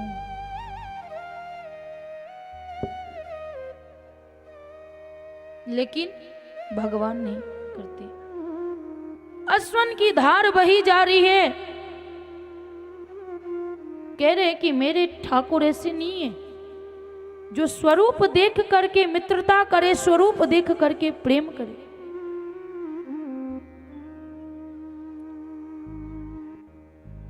नदी पार हुए, चलने लगे पुनः। कई दिन बीत चुकी थी। इस बार गिरे ना तो उठे नहीं, बेहोश हो गए, उठ नहीं पाए। भगवान बैकुंठ से गरुड़ जी को भेजा कि जाइए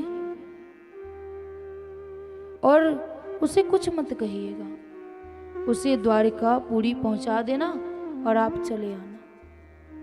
गरुड़ जी ने वैसा ही किया। सुदामा जी को उठा करके द्वारिकापुरी। जैसे ही नयन खुली तो पूछा मैं कहाँ हूं? कहा ये द्वारिकापुरी। कहा वही द्वारिकापुरी जहां कृष्ण रहते हैं? हाँ हाँ वही द्वारिकापुरी। कहा मैं यहां आ गया। जाते ही मिलने के लिए द्वारपालों ने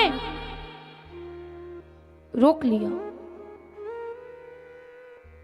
कहते हैं कि भगा दिया, डांटा फटकारा। भागवत जी में ऐसा नहीं है।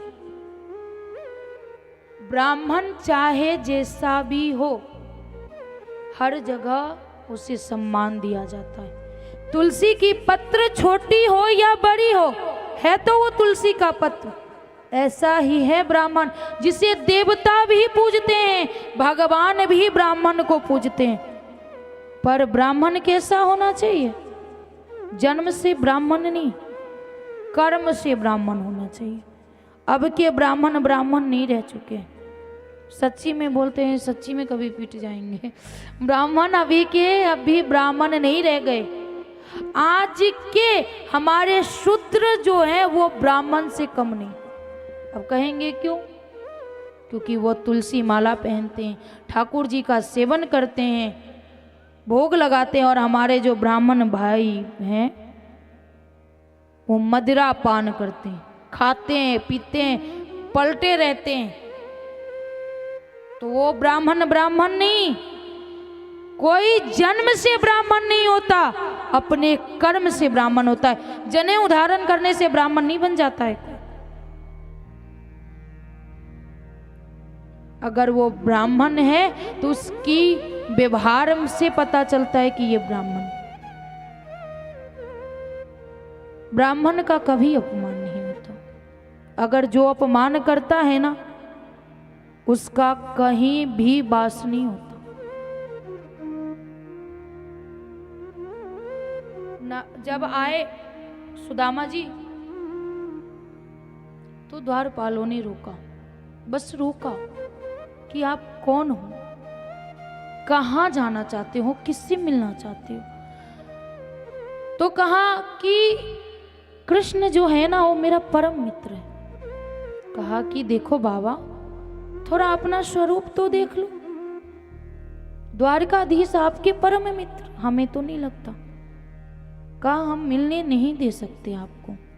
बार बार आग्रह करने पे उन्होंने नहीं मिलने दिया। उसमें से एक जाकर के भगवान कृष्ण से कहा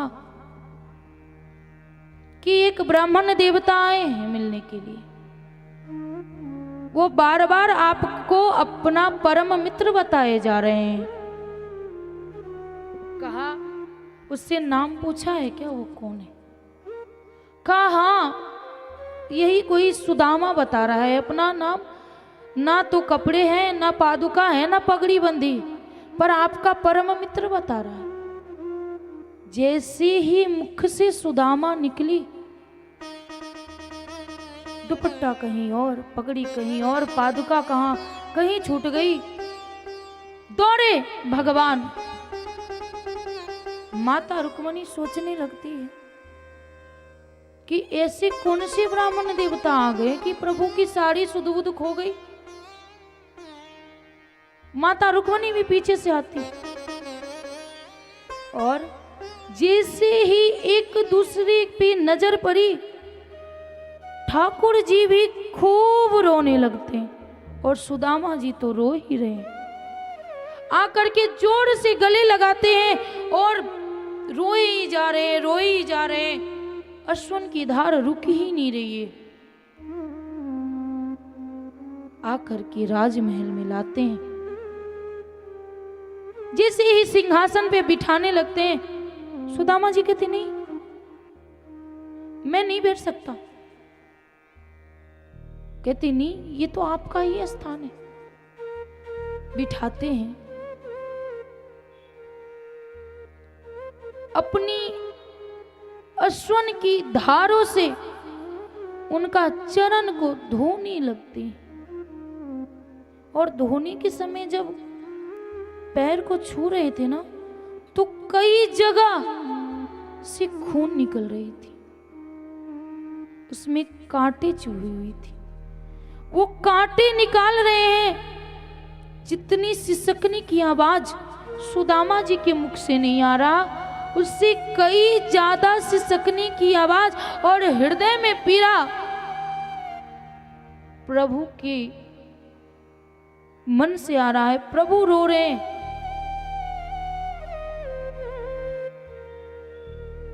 सुदामा जी की ये दशा देख करके बहुत रो रहे हैं।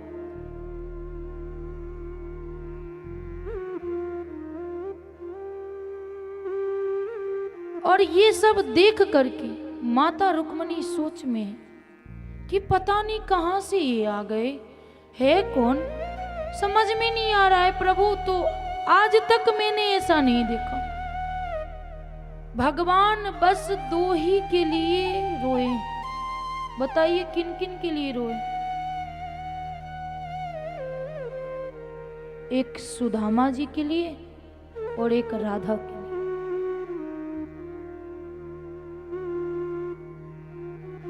अब पूछ पाछ करके पूछते हैं कि भाभी मेरी कैसी है? कहा सब ठीक है, बच्चे भी ठीक है। कहा मेरे लिए भाभी ने कुछ भेजा है क्या? कहा नहीं, कुछ नहीं भेजा है। कहा देख सुदामा, तेरी हर बार की बारी है कि तू छिपा के खाता है। इस बार भी पक्का कुछ ना कुछ भाभी भेजी होगी और तू छिपा रहा है। बता क्या भेजी है भाभी? अकेले तू खाना चाहता है ना? सुदामा जी ने ये राज्य महल, ये सिंहासन, इतनी दास दासियां देख करके वो चावल का पोटरी देने में शर्मिंदगी आ रही उन्हें, कैसे दूं? भगवान ने देख लिया कि वो छिपा रहे हैं और जैसे ही छिपा रहे हैं, देखा, छीन लिया पोटरी। का देख सुदामा, तो आज भी अकेले खाने का प्लान में था ना। पोटरी खोलती है, एक मुट्ठी लिया, पूरी स्वर्ग दे दिया। दूसरी मुट्ठी ली, पूरी ऐश्वर्य पृथ्वी लोक दे दिया। और जैसे ही तीसरी मुट्ठी मुख में डालने लगते हैं, माता रुक्मणी ने रोक लिया कि प्रभु क्या अपना भी निवास स्थान दे दोगे? तो हम कहाँ जाएंगे? कम से कम अपना निवास स्थान तो रहने दो।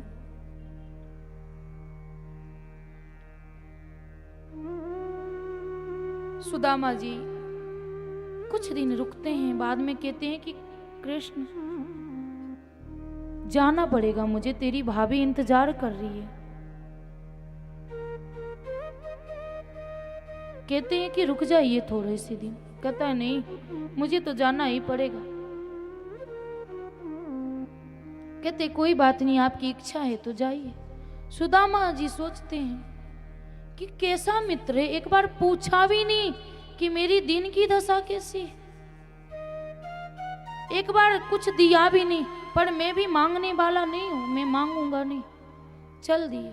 भारी मन से आए कि क्या बोलूंगा सुशीला से, कि सुशीला वो जो द्वारकाधीश भगवान है उन्होंने कुछ नहीं दिया मुझे। आए जब अपनी नगर में, अपने गांव में, तो देखते अरे यहाँ जो झोपड़ी थी वो महल कैसे बन गया। इसीलिए नहीं जाना चाहता था मैं। अब एक झोपड़ी भी थी, वो भी किसी राजा ने हड़प लिया। पता नहीं कहां गई होगी सुशीला बच्चों के साथ। हिम्मत करके दरवाजा बजाते हैं कि यहाँ एक जो झोपड़ी थी वो दिखता नहीं, मेरी पत्नी सुशीला थी बच्चों के साथ, वो कहां गई। परम सुंदरी माता लक्ष्मी स्वरूप में सुशीला है। पहचान नहीं पाए सुदामा जी। आरती की थाल लेकर के माता सुशीला है।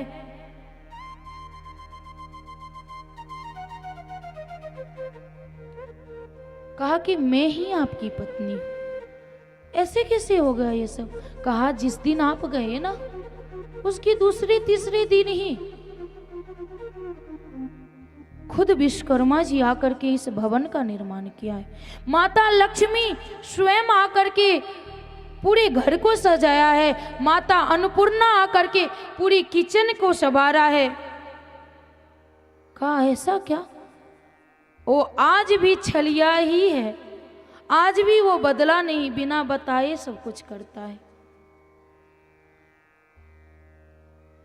और जब माता सुशीला से मिलने आई थी माता लक्ष्मी, तो पता है माता लक्ष्मी ने क्या कहा था मैया सुशीला से,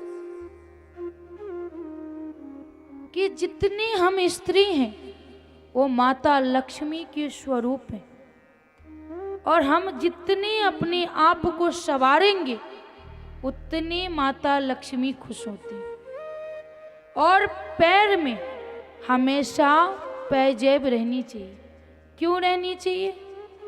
किसी को रिझाने के लिए नहीं कि फलाना आदमी हमारे तरफ देखे पहले पैर की झुनकी की आवाज से, उस रुनझुन की आवाज से घर की नकारात्मक ऊर्जा जो होती है ना वो समाप्त हो जाती है। इसलिए पायल पहना जाता है। सुहाग का प्रतीक तो है ही, लेकिन वो पहनने से नकारात्मक ऊर्जा खत्म हो जाती है। भगवान ने सुदामा जी को पूरी ऐश्वर्य की प्राप्ति करवाई। इसके बाद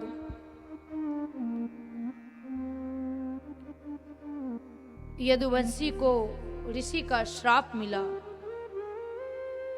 भगवान कृष्ण के जो पुत्र थे श्याम,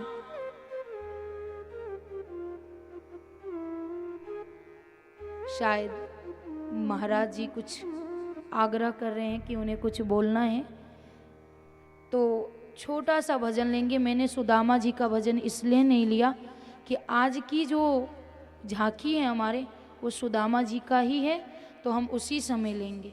आइए एक छोटा सा भजन लेते हैं, पुनः कथा की ओर चलेंगे।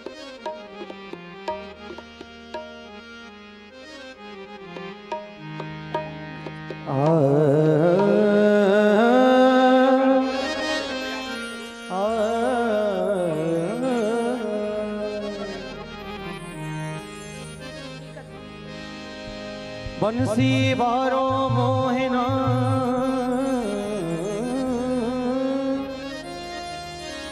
आ पलक ढाक तो है लूं ना मैं देखूं गैर को ना तो है देखन लूं।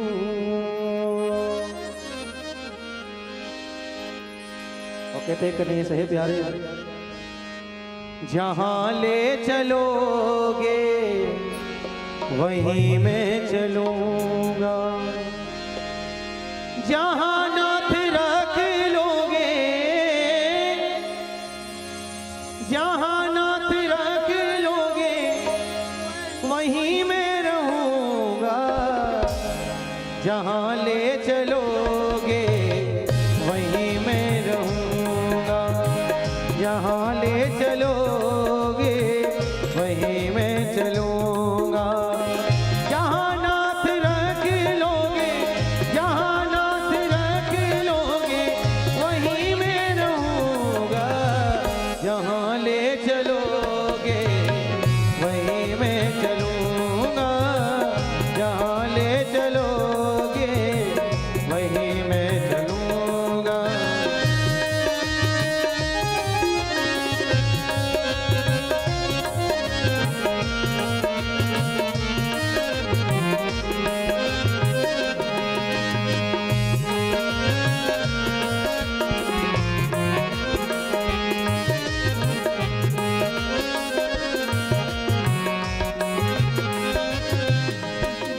ये जीवन समर्पित चरण में तुम्हारे, तुम ही मेरे सर्वस्व, तुम ही प्राण प्यारे। ये जीवन समर्पित चरण में तुम्हारे, तुम ही मेरे सर्वस्व, तुम ही प्राण प्यारे। तुम्हें छोड़ कर नाथ, तुम्हें छोड़ कर नाथ किसी से कहूँगा, जहाँ ले चलोगे वहीं मैं चलूँगा, जहाँ ले चलोगे वहीं मैं चलूँगा।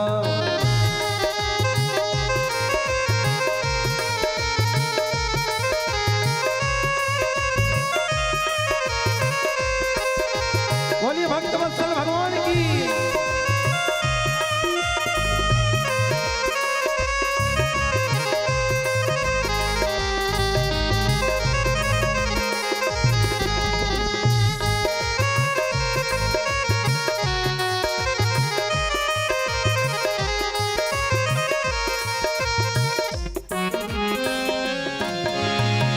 ना कोई उलहना, ना कोई अर्जी, कर लो करा लो नाथ तुम्हारी जो मर्जी।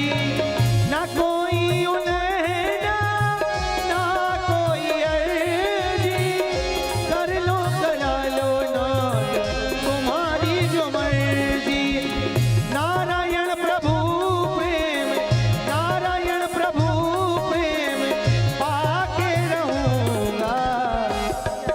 इसलिए सभी लोग दोनों हाथ ऊपर करके बोलेंगे क्या से, हे प्रभु जहां ले चलोगे वहीं मैं चलूंगा, जहां ले चलोगे वहीं मैं चलूंगा, जहां नाथ रख लोगे, जहां नाथ रख लोगे वहीं मैं रहूंगा, जहां ले चलोगे वहीं मैं चलूंगा, जहां ले चलोगे वहीं मैं चलूंगा, जहां ले चलोगे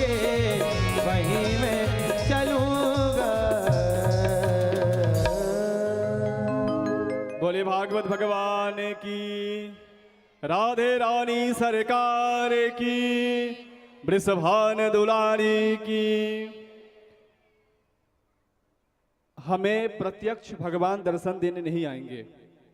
ये अभी जो कुछ क्षण माहौल चला है ना, वो ऐसा चला है, हमारे बांके बिहारी खुद वहाँ बैठे हैं और हमारी सभी भक्तों की चित्त यहाँ पे बैठे बैठे गोविंद चुरा रहे हैं और सारी चिंता घर की हम भूल गए सब।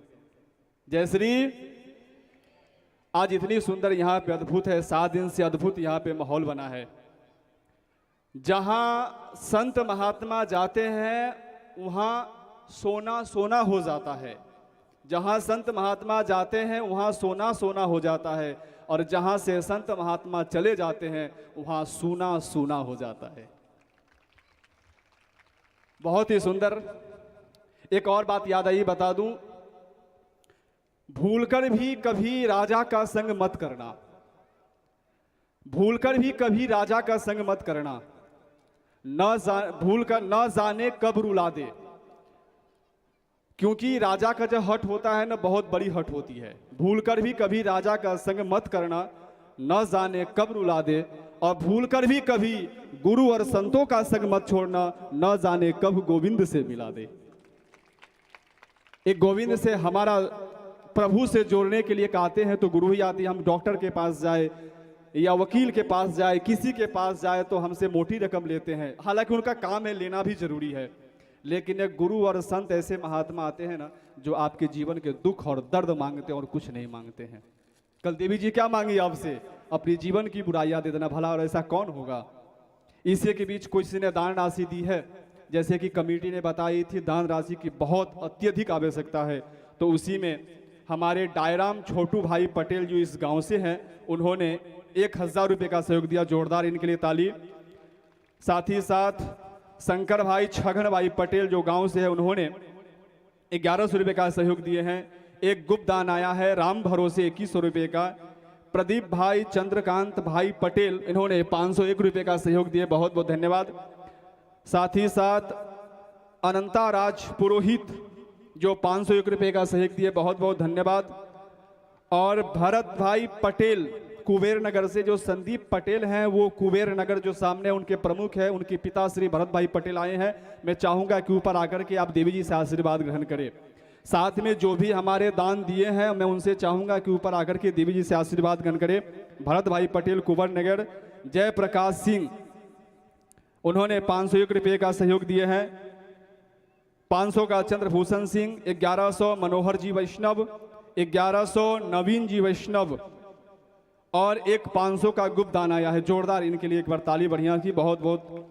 और आपकी दान की अत्यधिक आवश्यकता भी है इसमें, क्योंकि कथा की स्थिति थोड़ी ठीक नहीं है। आपको जो लगे वो कर सकते हैं। साथ ही साथ ये बता दूं, कल सुबह 9 बजे यहाँ पे क्या है, हवन है। कल सुबह यहाँ पे सार्वजनिक हवन है, जिसकी कमेटी ने केवल 750 रुपये की व्यवस्था रखे हैं। तो उसमें सब कुछ कमेटी की तरफ से रहेगी। आपको केवल आकर के बैठना है। थोड़ी बहुत घर की जो सामान है वो घर का सामान आपको लेकर के आना है। और एक बात और, इस हवन में जो कोई भी बैठेंगे, बड़ी बात है, इस हवन में जो कोई भी बैठेंगे उनकी प्रसादी की व्यवस्था यहीं पे है। जोरदार ताली। ये प्रसादी की व्यवस्था हमारे पवन जी सेवदा साहब किए हैं, नेचर वैली से हैं, उपाध्यक्ष हैं। जो भी हवन में बैठेंगे उनकी प्रसाद की व्यवस्था है। ये तो संडे की तरह प्रसाद मिल जाए तो बल्ले बल्ले हो जाए। तो सब हवन में बैठे और अपना नाम लिखाए। साथ ही साथ जो भी देवी जी से कथा करवाना चाहते हैं अपने गांव में, नगर में, शहर में, उनसे आग्रह है कि आप देवी जी की कथा करवा सकते हैं।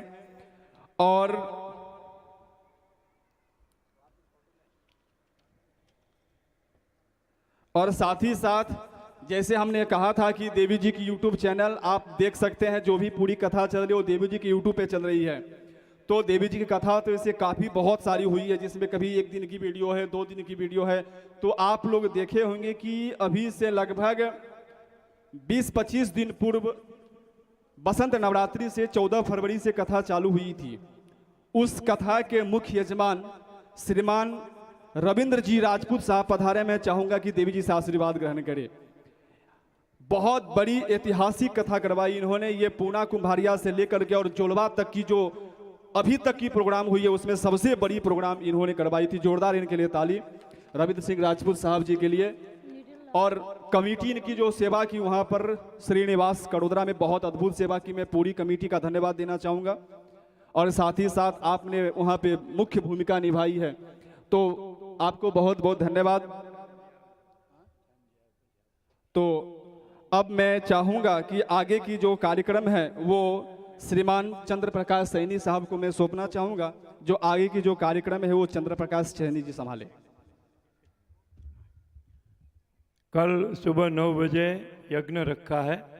750 रुपया में यज्ञ का लाभ लेना हमारे जीवन में बहुत बड़ा एक लावा है। यज्ञ एक ऐसी चीज है हमारे परिवार में खुशियाँ भर देता है। और जीवन में अगर धर्म कार्य एक 750 रुपये की छोटी सी फीस इसलिए रखी है कि पूंजापा और महाराज की जो होता है इसीलिए। बाकी आपको कुछ लाना नहीं है, आपको सिर्फ यज्ञ में आना है। 750 रुपया उनकी फीस है और दोपहर को यज्ञ करके भोजन करना है। और तो आप ज़्यादा से ज़्यादा जुड़े यज्ञ में, ऐसा मेरा आग्रह है। जय माता जी।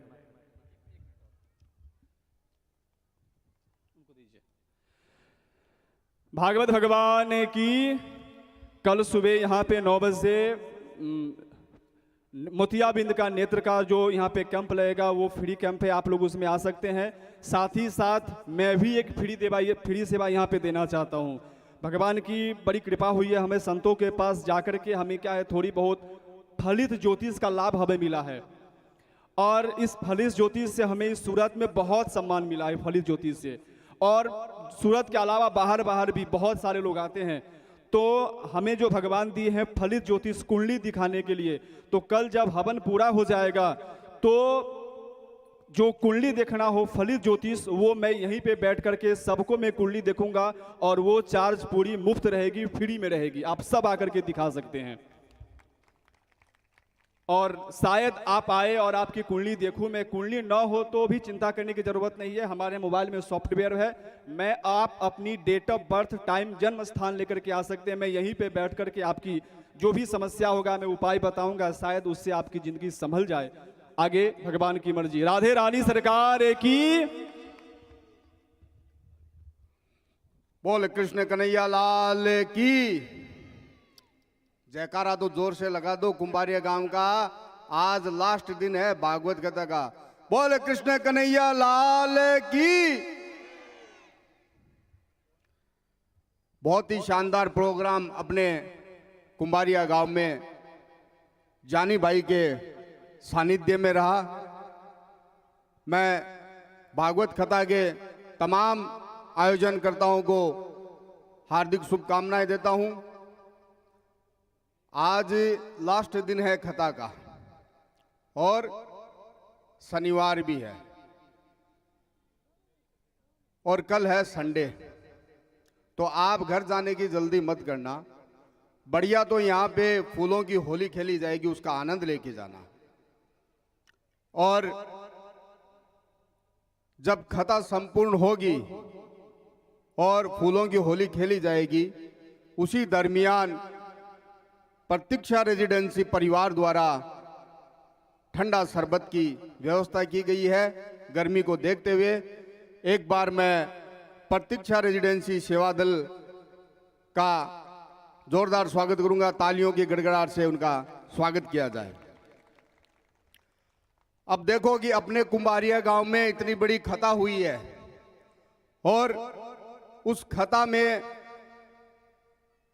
इतने आप संख्या में पधारे हो।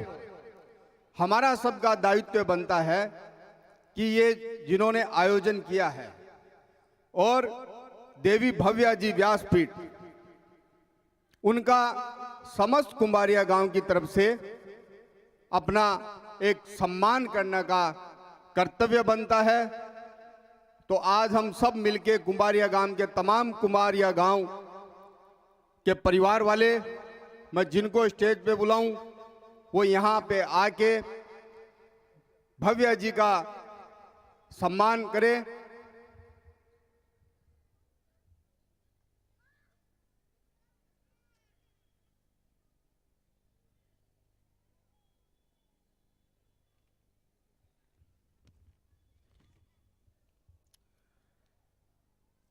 यहाँ जितने भी सोसाइटी के प्रमुख हैं उन सभी से मैं निवेदन करूंगा कि आप स्टेज पे आके सर्वप्रथम देवी भव्या जी का स्वागत करें। स्वास्थ्य दल की टीम यहाँ पहुंची हुई है, प्रसाद की तैयारी कर रही है। मैं स्वास्थ्य के प्रमुख और सेवा दल सदस्यों से निवेदन करूंगा कि आप स्टेज पे पहुंचे। प्रतीक्षा रेजिडेंसी के समस्त कार्यकर्ता, आपसे मेरा निवेदन है कि आप भी स्टेज पे पहुंचे। Sangini sky, Shyam residency, nature valley, Haridarshan, इनके तमाम सदस्य जो भी यहाँ पे मौजूद है वो कृपया करके जल्द से जल्द स्टेज पे आए। सभी से मेरा निवेदन है, स्वास्थ्य सेवा दल के सदस्य आप सभी आके भव्या जी का कुंभारिया गांव की तरफ से सम्मान करें।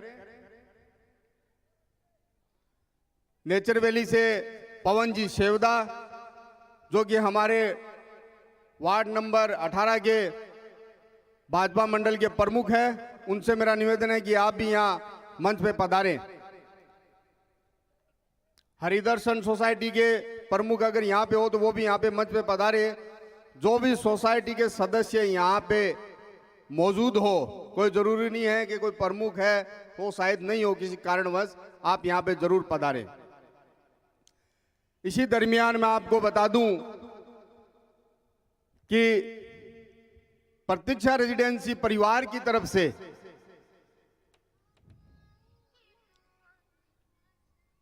प्रतीक्षा रेजिडेंसी के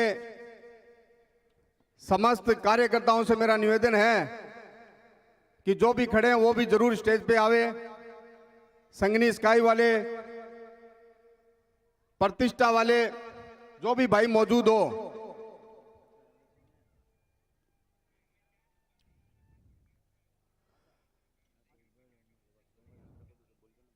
प्रतीक्षा रेजिडेंसी के सदस्य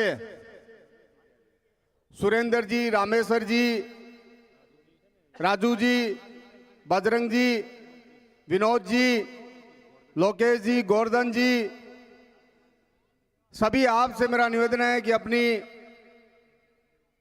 नाम की लिस्ट लंबी है और मैं शायद सभी का नाम नहीं ले पाऊं, लेकिन आप स्टेज पे जल्द से जल्द पहुंचे भव्या जी का सम्मान करने के लिए। आज हम ये सम्मान समारोह हमारे गांव में जो ये भागवत कथा रखी है, जानी भाई द्वारा सार्वजनिक भागवत कथा रखी है, हमारा कर्तव्य बनता है कुंभारिया गांव वालों का इनका मान सम्मान करना, घर पे आए हुए अतिथियों का मान सम्मान करना, ये हमारा कर्तव्य बनता है। और एक सूचना और दे दूं मैं आपको, इसी दरमियान 17 तारीख रामनवमी, उमिया माता मंदिर, खोडियार माता मंदिर नेचरवेली के पास, वहां से भव्य राम दरबार की शोभा यात्रा निकलेगी पूरे कुंभारिया गांव में। इसी यात्रा में सभी सम्मिलित होके और जरूर राम दरबार में अपनी हाजिरी लगावें। बहुत अच्छा ये आयोजन रहेगा 17 तारीख का, उसमें सारी सोसाइटी इकट्ठी रहे।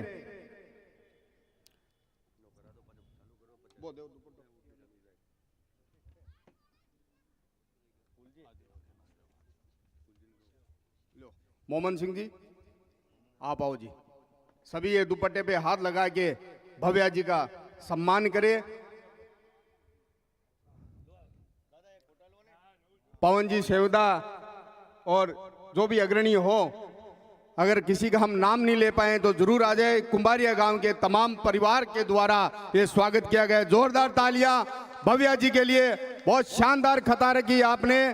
हम जरूर चाहेंगे कि दूसरी बार भी इसी प्रांगण में आपको जल्द से जल्द कथा के लिए आमंत्रित करेंगे, ऐसा भाव बना है इस कुंभारिया गांव में। और आप बहुत सुंदर कथा कहते हो। अभी प्रतीक्षा रेजिडेंसी के सारे सदस्य स्टेज पे हैं। मैं प्रतीक्षा रेजिडेंसी का प्रमुख चांद सैनी, मैं अपनी सोसाइटी का धन्यवाद करता हूं कि उन्होंने एक छोटा सा योगदान इस भागवत कथा के लिए दिया है। 25,000 रुपए की एक अमाउंट राशि दी है। एक बार जोरदार तालियां हो जाए। प्रतीक्षा रेजिडेंसी परिवार द्वारा 25,000 रुपए इसी भागवत कथा में व्यासपीठ के चरणों में।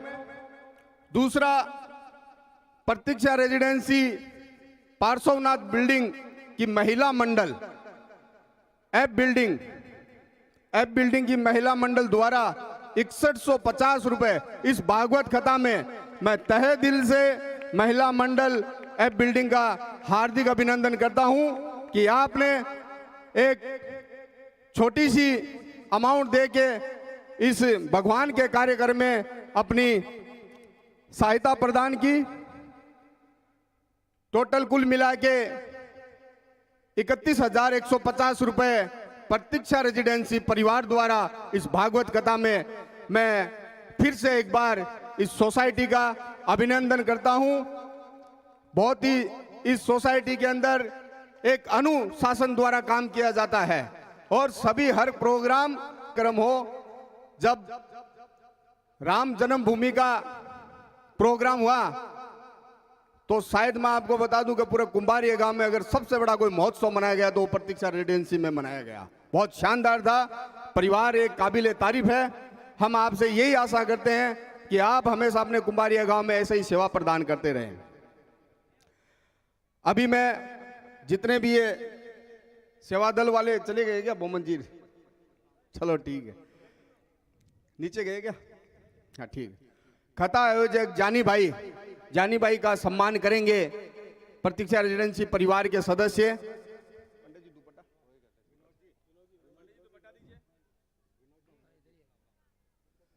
जानी भाई जो कि ये सार्वजनिक कथा का आयोजन किया और आगे होके सारा काम किया, आपको हम हृदय से आभार व्यक्त करते हैं आपका। जानी भाई के लिए जोरदार तालियां हो जाए एक बार। संगीत कलाकार के एक भाई मुख्य हमारे पास जरूर यहाँ पे पहुंचे। हमारा कर्तव्य बनता है कि आपका भी सम्मान होना चाहिए। इस कुंभारिया गांव में प्रतीक राजपूत, बहुत ही शानदार संगीत रहा इनका। एक बार जोरदार तालियां हो जाए प्रतीक राजपूत के लिए। झांकी के कलाकारों का सम्मान, अगर उनमें से कोई कलाकार भाई यहाँ मौजूद है तो उन्होंने भी बहुत शानदार यहाँ पे झांकी अपने को दिखाई। साउंड एवं मंडप बबलू ठाकुर, महाकाल साउंड के ओनर, आपसे स्टेज पर आके आप भी सम्मान के पात्र हैं कि आपने अपनी सेवा प्रदान की इस भागवत कथा में।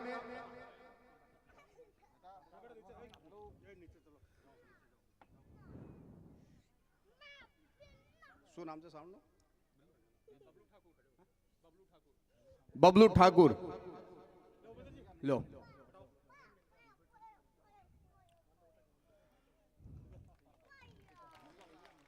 अभी इस कथा के अंदर नेचर वैली महिला मंडल द्वारा जो 7 दिन पानी की व्यवस्था दी गई, हम आपके बड़े आभारी हैं। मैं नेचर वैली महिला मंडल को ऊपर बुलाना चाहूंगा स्टेज पे कि आप स्टेज पर आइए और भव्या जी का आशीर्वाद लीजिए। महिला मंडल नेचर वैली की कोई भी प्रमुख हो जिन्होंने यहाँ पे पानी की सेवा दी। पुष्पा बेन आज नहीं है, कोई है नेचर वैली वाले और जो पुष्पा बेन के साथ આવી जाओ। आओ तमें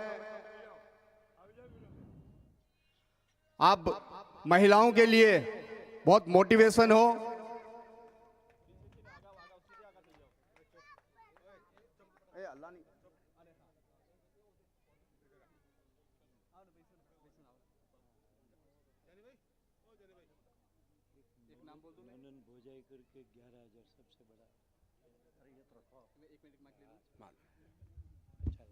भागवत भगवान की एक मैं सूचना दे दूं, आज अंतिम दिन है तो थोड़ी लेट होने वाली है विलंब, और अंतिम दिन विलंब होता ही है और इससे कल की चिंता है नहीं, कल संडे है। तो इस कथा के माध्यम से मेरी पहली जो बातचीत हुई थी वो श्रीमती निरंजना जानी जी, मैं चाहूँगा कि ऊपर आ जाए, और इन्होंने इस कथा का एक मार्ग दिखाया जो आप जानी दादा से बात करें शायद बात बन जाए, तो मैं चाहूँगा निरंजना जानी जी आप ऊपर आ जाए। साथ ही साथ अभी जो हमने चर्चा किए थे, जो कड़ोदरा में श्रीनिवास में कथा हुई थी, उनके तो एक का सम्मान हुआ, जो मुख्य प्रतिनिधित्व किए थे श्रीमान रविंद्र राजपूत जी, उनके साथ राजेश सिंह जी और कुंदन झा जी भी आए, तो मैं चाहूँगा कि ऊपर व्यासपीठ पे आए। और राजेश सिंह जी के जो श्रीमती जी आए हैं या उनकी अंजलि जो बेटी भी आई है पुत्री, तो मैं चाहूँगा ऊपर आकर के आप देवी जी से आशीर्वाद ग्रहण करें। श्रीमान कुंदन झा जी और राजेश सिंह जी, मैं चाहूँगा कि देवी जी से आशीर्वाद ग्रहण करें।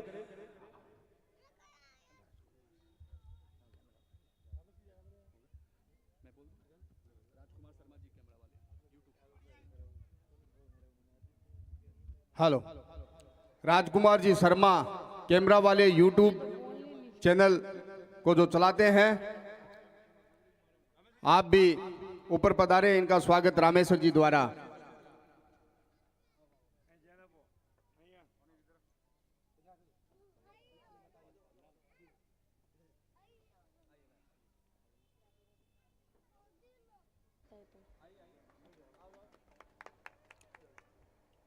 राधे राधे। श्रीनिवास से जितनी आई हैं सब आ जाइए ऊपर। आप पीछे क्यों रह गई? इसके बाद भी भव्य फूलों की होली खिलाई जाएगी। आप आज एकदम आराम से आनंद लेंगे। लास्ट दिन है, कल हवन का प्रोग्राम रखा गया है और उस हवन में जितने जोड़े बैठे जाएंगे, टारगेट है 108 जोड़ों का। आपसे निवेदन है कि आप ज्यादा से ज्यादा संख्या में उस हवन में आहुति दे के अपने आप को पुण्य के भाग्यशाली समझे। और जितने भी जो हवन में बैठेंगे उन सभी के लिए प्रसाद की व्यवस्था पवन जी सेवदा द्वारा की गई है। नेचरवैली के पवन जी सेवदा है, वार्ड नंबर 18 के भाजपा मंडल के प्रमुख है वो पवन जी सेवदा, आपका बहुत बहुत धन्यवाद।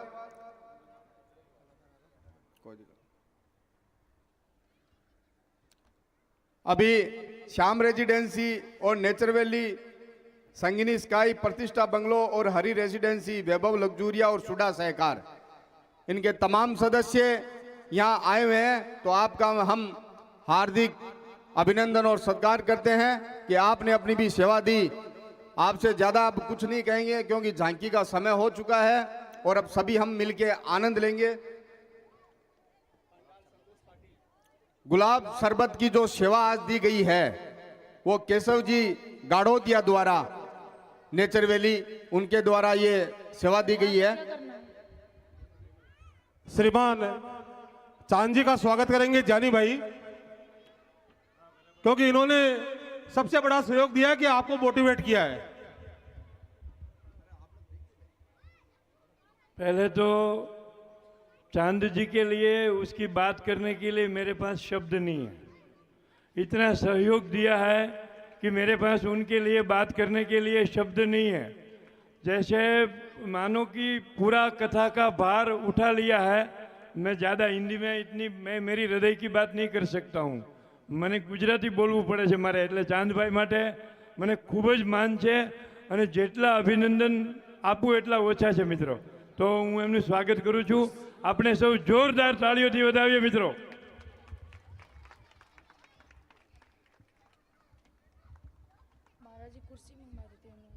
बोले भागवत भगवान की। बहुत सुंदर, बहुत अद्भुत। और इसके ही बीच हमारे समक्ष हमारे जो ये पंडाल के जो निर्माता हैं विश्वकर्मा जी, संतोष पाटिल साहब, आप ऊपर आ जाइए और आपका सम्मान श्रीमान चंद्र प्रकाश सैनी जी करेंगे। संतोष पाटिल जी, आप यदि यहाँ पे सुन बैठे हैं तो आप आकर के ऊपर व्यासपीठ से आशीर्वाद ग्रहण करें। साथ ही साथ मुकेश सिंह के घर से यदि कोई आए हैं तो मुकेश सिंह के घर से आकर के देवी जी से आशीर्वाद ग्रहण करें। साथ ही साथ हमारे जो 7 दिन जो पूजा की सेवा दी है हमारे श्रीमान पंडित जी श्री उपेंद्र मिश्रा जी, उपेंद्र मिश्रा जी का सम्मान हमारे आइए, हाँ, उपेंद्र मिश्रा जी का सम्मान हमारे यजमान श्रीमान रफूल चंद जी जाट वो सम्मान करेंगे। बहुत ही सेवा दी अद्भुत, आप जोरदार आपके लिए ताली। सुबह सुबह आकर के मंत्र ध्वनि आदि करना बहुत सुंदर। साथ ही साथ अब कईयों का नाम यदि रह गया हो तो हम उनके लिए क्षमा प्रार्थी हैं। सबसे पहले हमारे संगीत के टीम है, हमारी झांकी के टीम है, हमारे साउंड के टीम है और हमारे जो भी टीम के लोग हैं उन सभी से यदि आप लोगों को मन में यदि ठेस पहुंचा हो, दुख पहुंचा हो, तो हम पूरे टीम के जो एक नेतृत्व कर रहे हैं हम सरोज झा, आप सभी से क्षमा प्रार्थी है। अभी हमारे बीच कलाकार भी पहुंच चुके हैं, तो प्रतीक्षा रेजिडेंसी के सदस्यों की इच्छा है कि कलाकारों का भी स्वागत किया जाए। भूपेंद्र जी शर्मा, महेश जी शर्मा, विकास जी और हमारे रमेश जी, आपसे निवेदन है कि आप कलाकारों का स्वागत करिए, सम्मान करिए। संतोष जी पाटिल साउंड वाले, ये पूरे मंडप वाले हैं, इनका स्वागत करेंगे हरफूल जी मुख्य यजमान पाटिल साहब।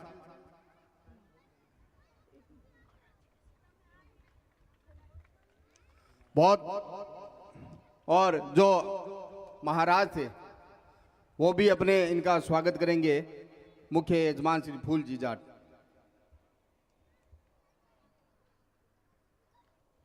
हो गया बस, ठीक। एक छोटी सी बात रखिए, आज है अंतिम दिन है, कल संडे, इसकी चिंता करने की जरूरत नहीं है।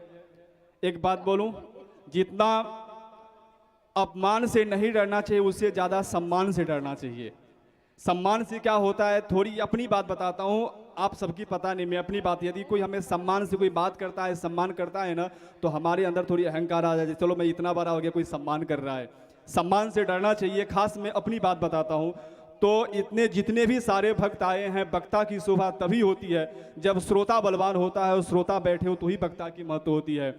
तो आप सभी श्रोताओं के लिए, आप सभी श्रोता यदि कृष्ण को आराध्य मानते हैं, कौन कौन इसमें है जो अपने कृष्ण को आराध्य मानते हैं, राधे को सभी मानते हैं, तो यदि हमारे घर में यदि कोई हमारे प्रमुख का यदि अपमान हो तो हमें बुरा लगता है।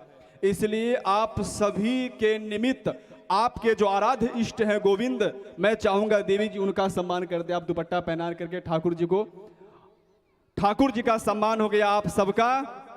राधे रानी सरकार की एक बार अपने लिए ताली बजा दीजिए, आप अपने लिए ताली एक बार।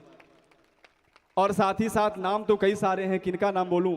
हम चाहूंगा कि अजीत पांडे जी भी आप ऊपर आकर के आशीर्वाद ग्रहण करें, बहुत सारे ऐसे लोग हैं।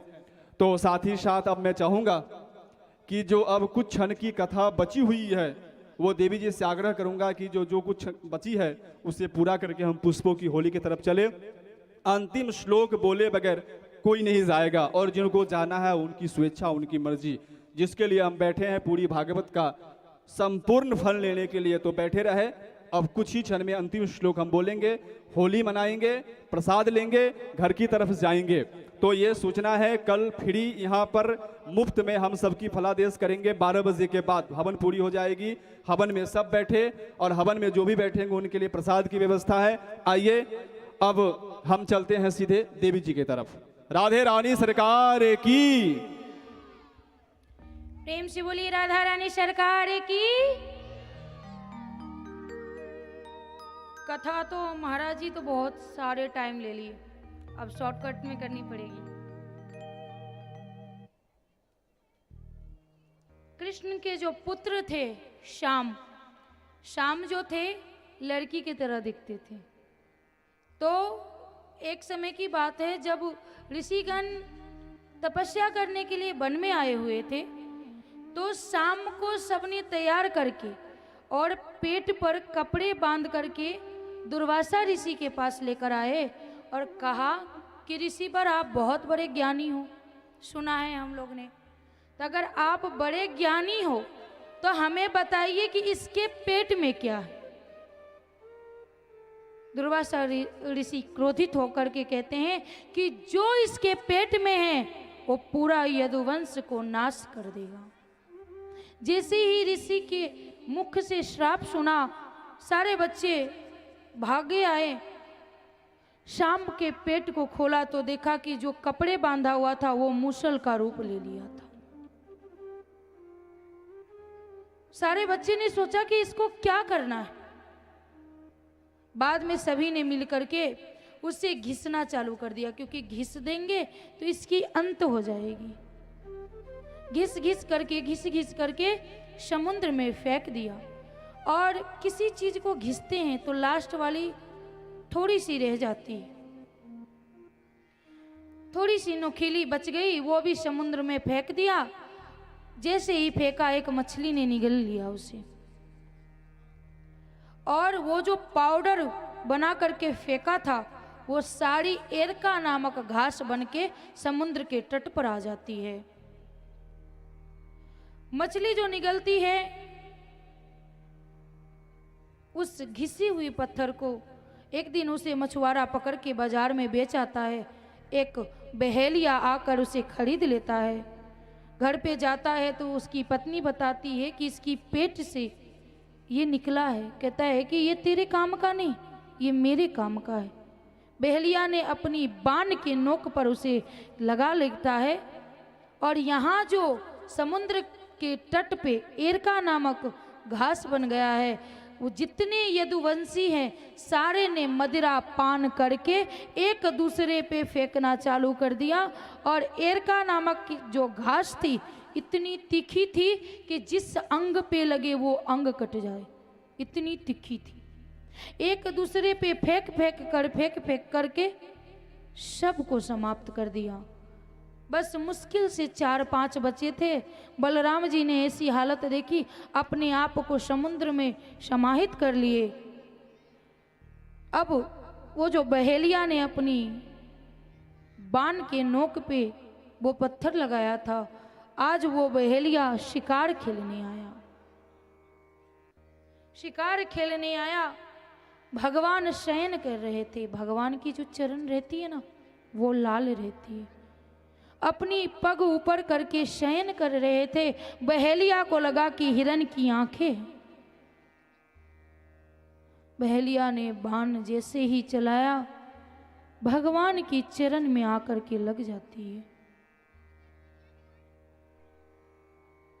भगवान आह की आवाज जैसे ही निकालते हैं बहेलिया डर जाता है, दौड़ता हुआ आता है कि प्रभु हमें क्षमा कर दीजिए, हमसे भूल हो गई, हमें लगा कि कोई हिरन है। भगवान कहते हैं तू चिंतित ना हो, तूने वही किया जो मैंने तुझे कहा था। पूर्व जन्म जब रामा अवतार था तो मैंने तुम्हें छिपकर मारा था। आज पता है वो बहेलिया कौन है? बाली। जब राम ने छिपकर मारा तो इस जन्म बहेलिया बनकर वो बाली भगवान को बाण चलाया। जैसे ही बाण लगी भगवान स्वधाम चले गए। भगवान की शरीर से 2 ज्योत निकली, एक ज्योत बैकुंठ धाम गई और एक ज्योत भागवत जी में समाहित हो गई। अर्जुन सभी देख रहे थे। अर्जुन ने भगवान का दाह संस्कार की। सब कुछ जल जाता है लेकिन भगवान की हृदय आज भी है। कहाँ है? जगन्नाथपुरी में, जो प्रत्येक 12 वर्ष में चेंज होती है। सारे भगवान जाने से पहले कहे थे कि जितने स्त्री और जितने बच्चे हैं उसे तुम लेकर के अपने राज्य चला जाना। अर्जुन वैसा ही किए। जैसे ही जाने लगे रास्ते में बहेलियों ने घेर लिया।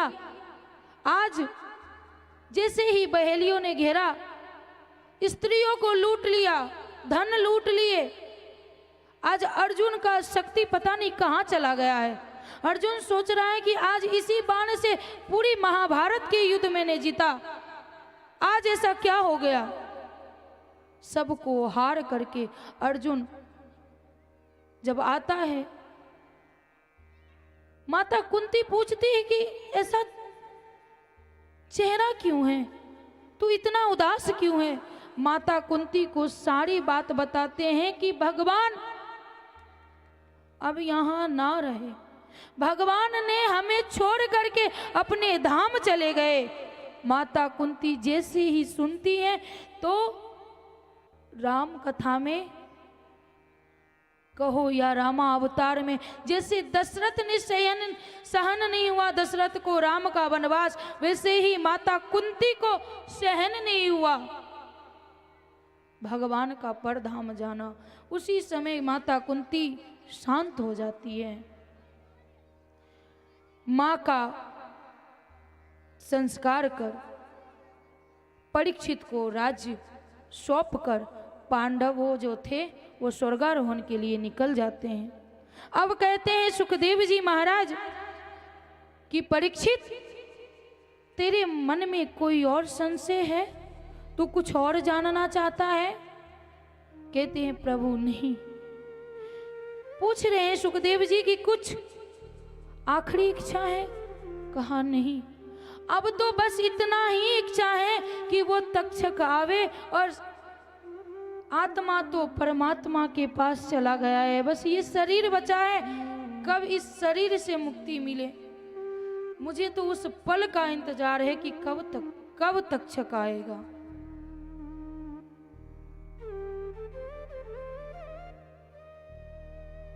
तक्षक एक छोटा सा जीव का रूप धारण कर परीक्षित के पास आया और परीक्षित को इस शरीर से मुक्त किया।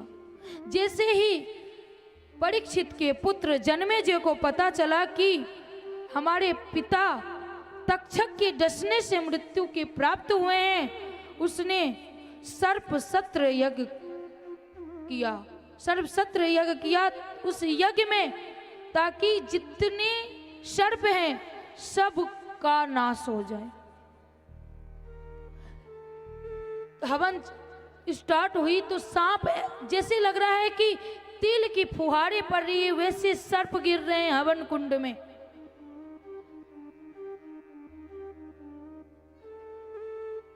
कहा कि महाराज जी आपके मंत्र में इतनी शक्ति नहीं कि तक्षक आकर के हवन कुंड में गिरे। कहा महाराज जी ने कि मेरे मंत्र में तो इतनी शक्ति है कि जो तक्षक इंद्र का सिंहासन को लपेट कर बैठा है वो इंद्र के सिंहासन समेत में इस हवन कुंड में डाल दूं। मंत्रोच्चारण जैसे ही स्टार्ट करते हैं उसी समय आ जाते हैं कौन? आस्तिक मुनि। आस्तिक मुनि कहते हैं कि ऐसा नहीं करना चाहिए, रोक देते हैं। जैसे ही रोकते हैं तक्षक ने आस्तिक मुनि को वरदान दिया है, क्या? कि आज के बाद जिसे सर्प से डर लगेगा वो 3 बार आस्तिक मुनि करेगा, वो सर्प उसे नहीं छुएगा। और जैसे ही सर्प अगर छू भी दिया तो उसी क्षण उस सर्प की मृत्यु हो जाएगी। परीक्षित बैकुंठ गए। कथा यही समापन होती है। आइए जितनी स्त्री हैं वो अपने अपने सर ढक ले और हमारे साथ भागवत जी का अंतिम श्लोक का पाठ करें।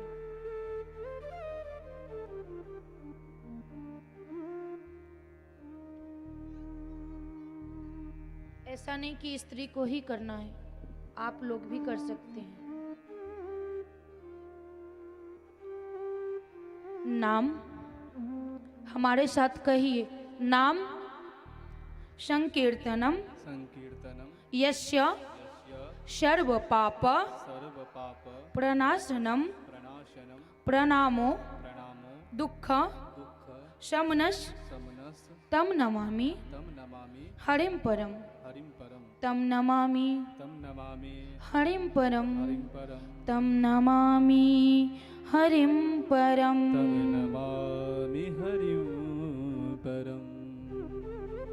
मैं अपनी वाणी को यहीं विराम करती हूँ। आज से 7 दिन की बीच में हमसे अगर कोई भूल हुई हो तो अपनी पुत्री समझ करके हमें क्षमा कीजिएगा। प्रेम से बोलिए राधा रानी सरकार की जय, शिवा के बिहारी लाल की जय, भागवत भगवान की जय, व्यास जी महाराज की जय, सुखदेव जी महाराज की जय, जय जय श्री राधे श्याम।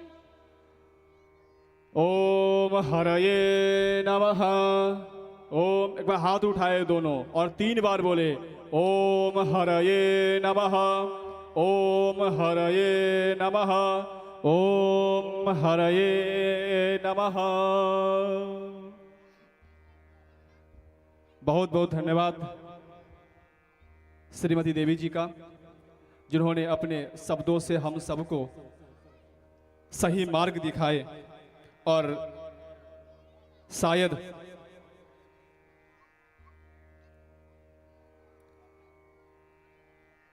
और साथ ही साथ सबका हसमुख दादाजी जो यहाँ पर आए हो तो देवी जी से आशीर्वाद ग्रहण कर ले हसमुख दादाजी। साथ ही साथ एक छोटी सी बात करूंगा, समय तो है और जाना भी है सबको, कईयों की टिकट भी बनी हुई है ट्रेन की। केवल एक शब्द बोलूंगा, जीवन में एक चीज छोड़ दे। जैसे आप लोग बहन हैं, माता हैं, वैसे ये भी देवी जी आपके जैसे ही एक स्त्री जाति से है, लेकिन इन्होंने मेहनत करके, श्रम करके इन्होंने व्यासपीठ संभाली है। लेकिन कई माताओं को, कई बहनों को देखता हूं कि इंस्टाग्राम पे, फेसबुक पे छोटी छोटी क्लिप बना करके इतनी गंदी गंदी वीडियो बनाते हैं जो शायद हम उसे देख भी नहीं पाते हैं। और जब ही वो वीडियो आती है तो कई अच्छे लोग ऐसा करते हैं, वीडियो को आगे बढ़ा देते हैं। तो सभी माताओं और सभी बहनों से ये अभी संकल्प लेना है, देवी जी से सीखना है कि छोटी छोटी रील, गंदे रील न बनाए और अपने जीवन को एक सही और शिष्टाचार की तरफ लेकर के जाए। एक बार साथ ही साथ कुछ लोगों ने दान दिया है 1100 रुपया लीलाधर खंडेवाल श्याम रेसिडेंसी से आकर के देवी जी से आशीर्वाद ग्रहण करे। 1100 नवरतन लाल शर्मा जी नेचर वैली से देवी जी से आशीर्वाद ग्रहण करे। 1100 दिनेश जी चारण जी श्याम रेसिडेंसी से देवी जी से आशीर्वाद ग्रहण करे। और 750 रुपये राम भरोसे आया है। साथ ही साथ 2500 रुपया प्रतीक्षा रेसिडेंसी से आया है। 25,000 ये तो हो गया। चलिए, तो साथ ही साथ देवी जी से कम सीखे, गंदी गंदी रील बनाना छोड़ दे। तो आइए अब हम केवल एक लाइन की, केवल एक अंतरा की हम विदाई गीत गाएंगे। मिलन आज तक था हमारा तुम्हारा, रही जिंदगी तो मिलेंगे।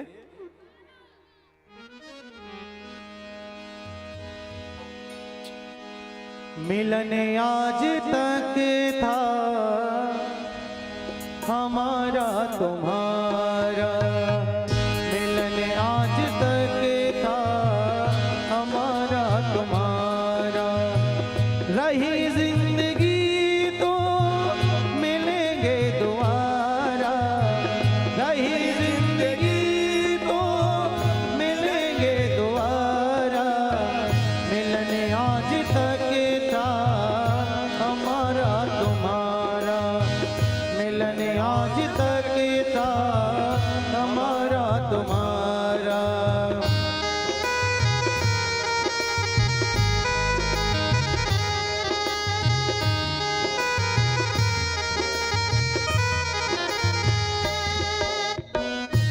अरमानों के दीप जले हैं, हमको सच्चे बात मिले हैं, अरमानों के दीप जले हैं, हमको सच्चे बात मिले हैं, फिर कब मिलेगा ऐसा नजारा, फिर कब मिलेगा ऐसा नजारा, रही जिंदगी तो मिलेंगे दोबारा, मिलन आज तक था हमारा तुम्हारा, मिलन आज तक था श्रवण को भूल न जाना, प्रभु चरणन में ध्यान लगाना, इसी से बनेगा मुकद्दर हमारा, इसी से बनेगा मुकद्दर हमारा। रही जिंदगी तो मिलेंगे दोबारा, रही जिंदगी तो मिलेंगे दोबारा। मिलन आज तक था हमारा तुम्हारा, मिलन आज तक था हमारा तुम्हारा, हमारा तुम्हारा, हमारा तुम्हारा, हमारा तुम्हारा। श्री राधे रानी सरकार की। आइए अब हम पुष्पों की होली के तरफ अग्रसर हुए।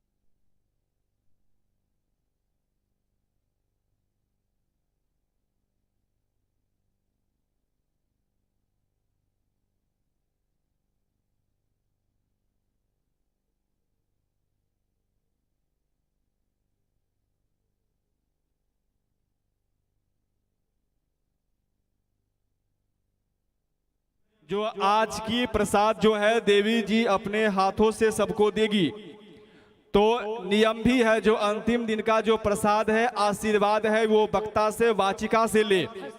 तो देवी जी थोड़ा विलंब होगा, पर देवी जी आज अपने हाथों से सबको प्रसाद और आशीर्वाद देगी। तो जो प्रसाद की पैकेट स्वस्ति दल वाले बनाए हैं वो लेकर के व्यासपीठ पे आ जाए।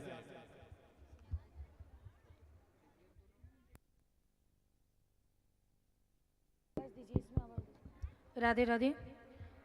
तो प्रसाद तो मैं दे दूंगी, लेकिन इसका व्यवस्था आपको संभालना पड़ेगा ताकि समय भी ज़्यादा ना लगे।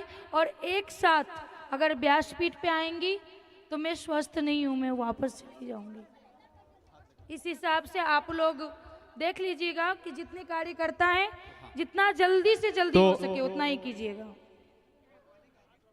तो जैसे देवी जी प्रसाद है, देवी जी से हाथ लगवा ले, स्पर्श करा ले, और जिनको आशीर्वाद लेना है देवी जी से आकर के आशीर्वाद ले, और फिर आप प्रसाद की तरफ चलेंगे।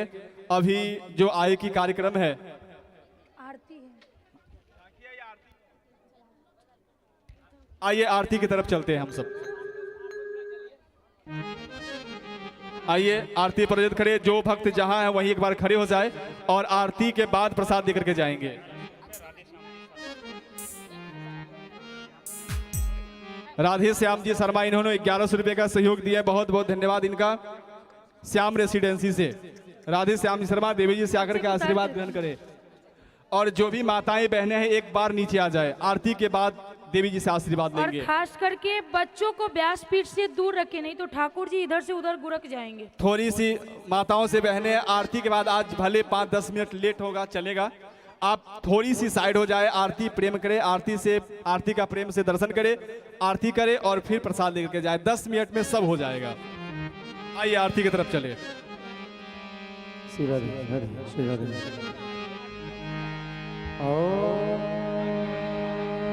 चंद्रमा मनसो जातलक्षो सूर्यो अजायत, श्रोत्राद् वायुश्च प्राणस्य मुखात् अग्निरजायत। श्री भागवत भगवान की है आरती, पापियों को पाप से है तारती। श्री भागवत भगवान की है आरती, पापियों को पाप से है तार। ये अमर ग्रंथ, ये मुक्ति पथ, ये पंचम वेद निराला, नव ज्योति जगाने वाला। हरि नाम यही हरि ध्यान यही, हरि नाम यही हरि ध्यान यही, जग के मंगल की है आरती, पापियों को पाप से है तारती। श्री भागवत भगवान की है आरती, पापियों को पाप से है तारती।